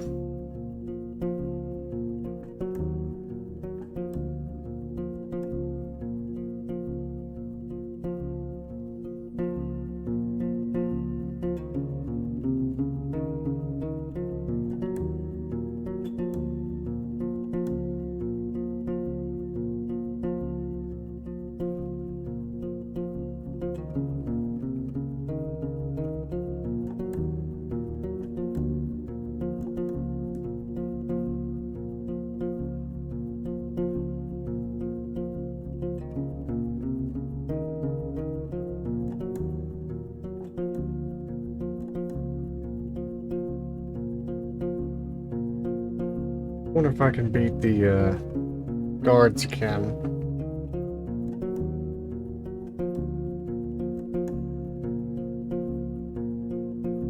Show her the arrow I found near the fallen tree. Did any of you drop this? She returns it without hesitation. Nah, we get ours from the villages in the south, and I don't use pheasant feathers. The locals ask too much for their arrows, as they're filled with pneuma or something.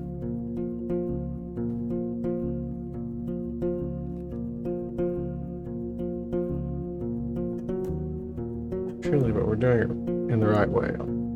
All 10 rounds, so it's going to take us a half hour or so. 4 players. Each one bets a coin. Winner takes all. Still in? I lost this time.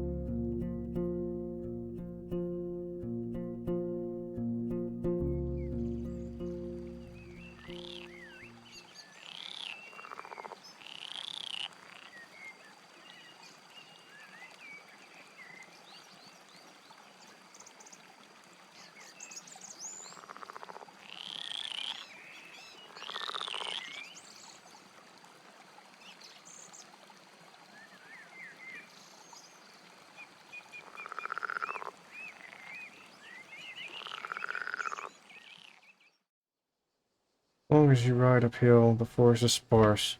Soon after, tree roots tear the path apart. The road is coated with branches, acorns, leaves, and chestnuts, and some seedlings have already broken through the pitted surface of the road. If left undisturbed for another year or two, the forest will reclaim this place. Finally, you ride upward again. The plants are getting smaller, the road more rocky. I sigh with relief.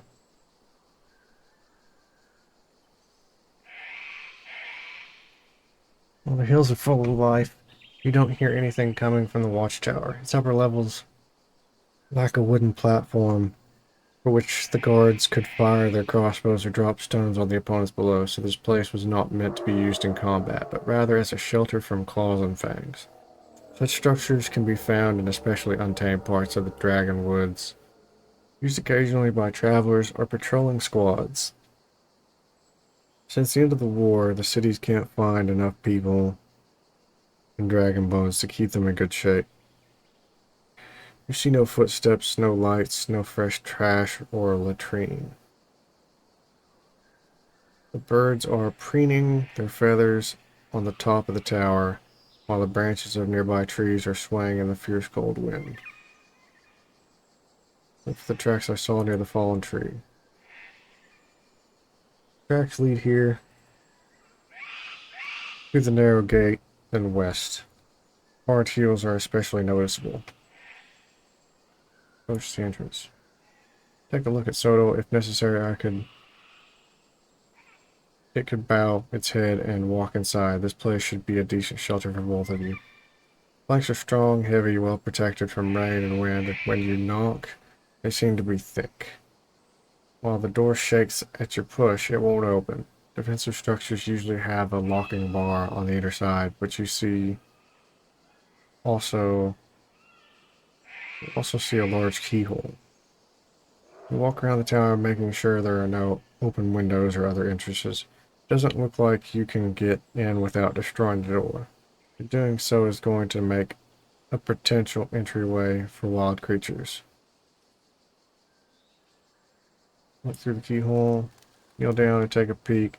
There's nothing in the hole, but the room is dark, with tiny bits of light passing through the crevices of the windows.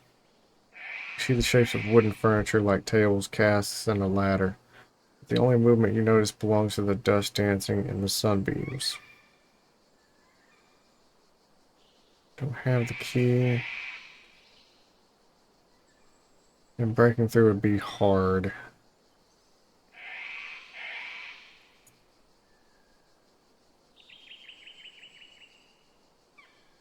Signpost. Woods and letters are damaged by decades of rain, frost, spores, claws, and mosses. You scratch off some of the moss. The plank on the top points both toward the watchtower where the letters spell south and away from it, with the additionally carved north. The one beneath it points east, and this time you see a tidily written word painted on the wood in blue, enchanting. In Hovelavan, enchanters are artisans specialized in filling ordinary items with magical pneuma, and sure enough, the arrow here looks more like a magic wand. Bottom plank pointing west has a picture of a tall tower on it surrounded by little houses. The carving spells monastery, but the wood is covered in red paint, suggesting danger.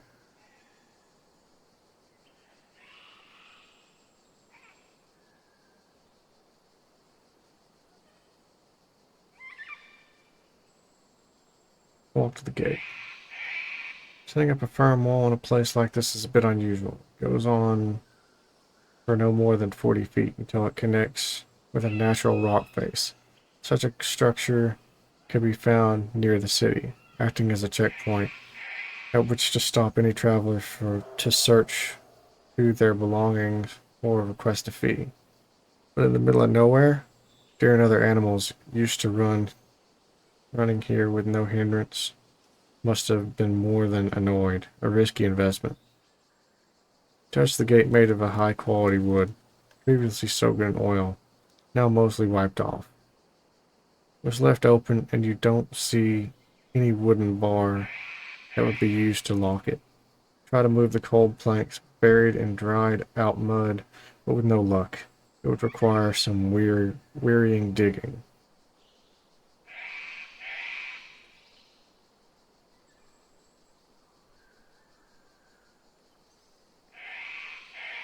Look at the signpost. Wooden letters are damaged by decades of rains. For all stuck out already. Look at that. Maybe there's something interesting amongst spruce trees. Must be a human-made copse. Coops. Only the smallest of the spruces are out of order, born of wild seeds. The largest trees are as tall as the tower itself. It surely doesn't help those who were meant to observe their surroundings. There are also some stumps, most of which used to belong to young saplings. These trees were likely meant to be sold to carpenters and coopers, but they were left alone many years ago.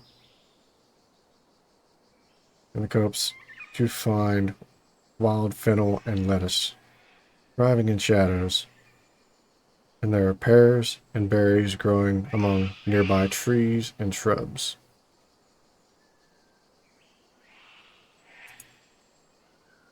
See a shattered bowl, the remains of a meal from many years ago. However, the firewood and the lonely stool are not too old. You don't doubt that the watchtower seems less threatening to wayfarers than the wilderness around it, even when it's locked.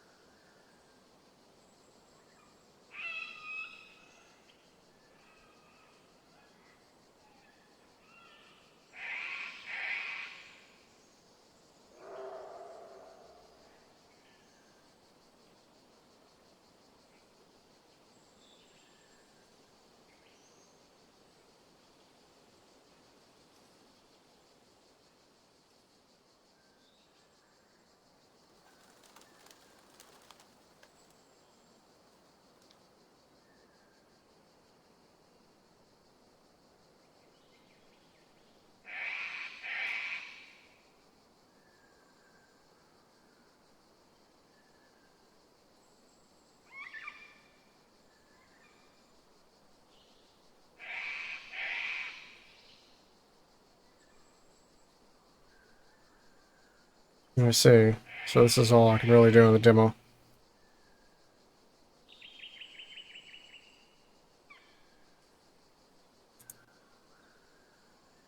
Well, it was interesting. There's definitely some depth here.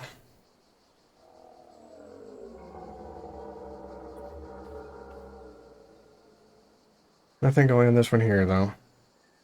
I'm sure there's a lot more stuff if I'd played different classes, checked different things, but I think that's it for today.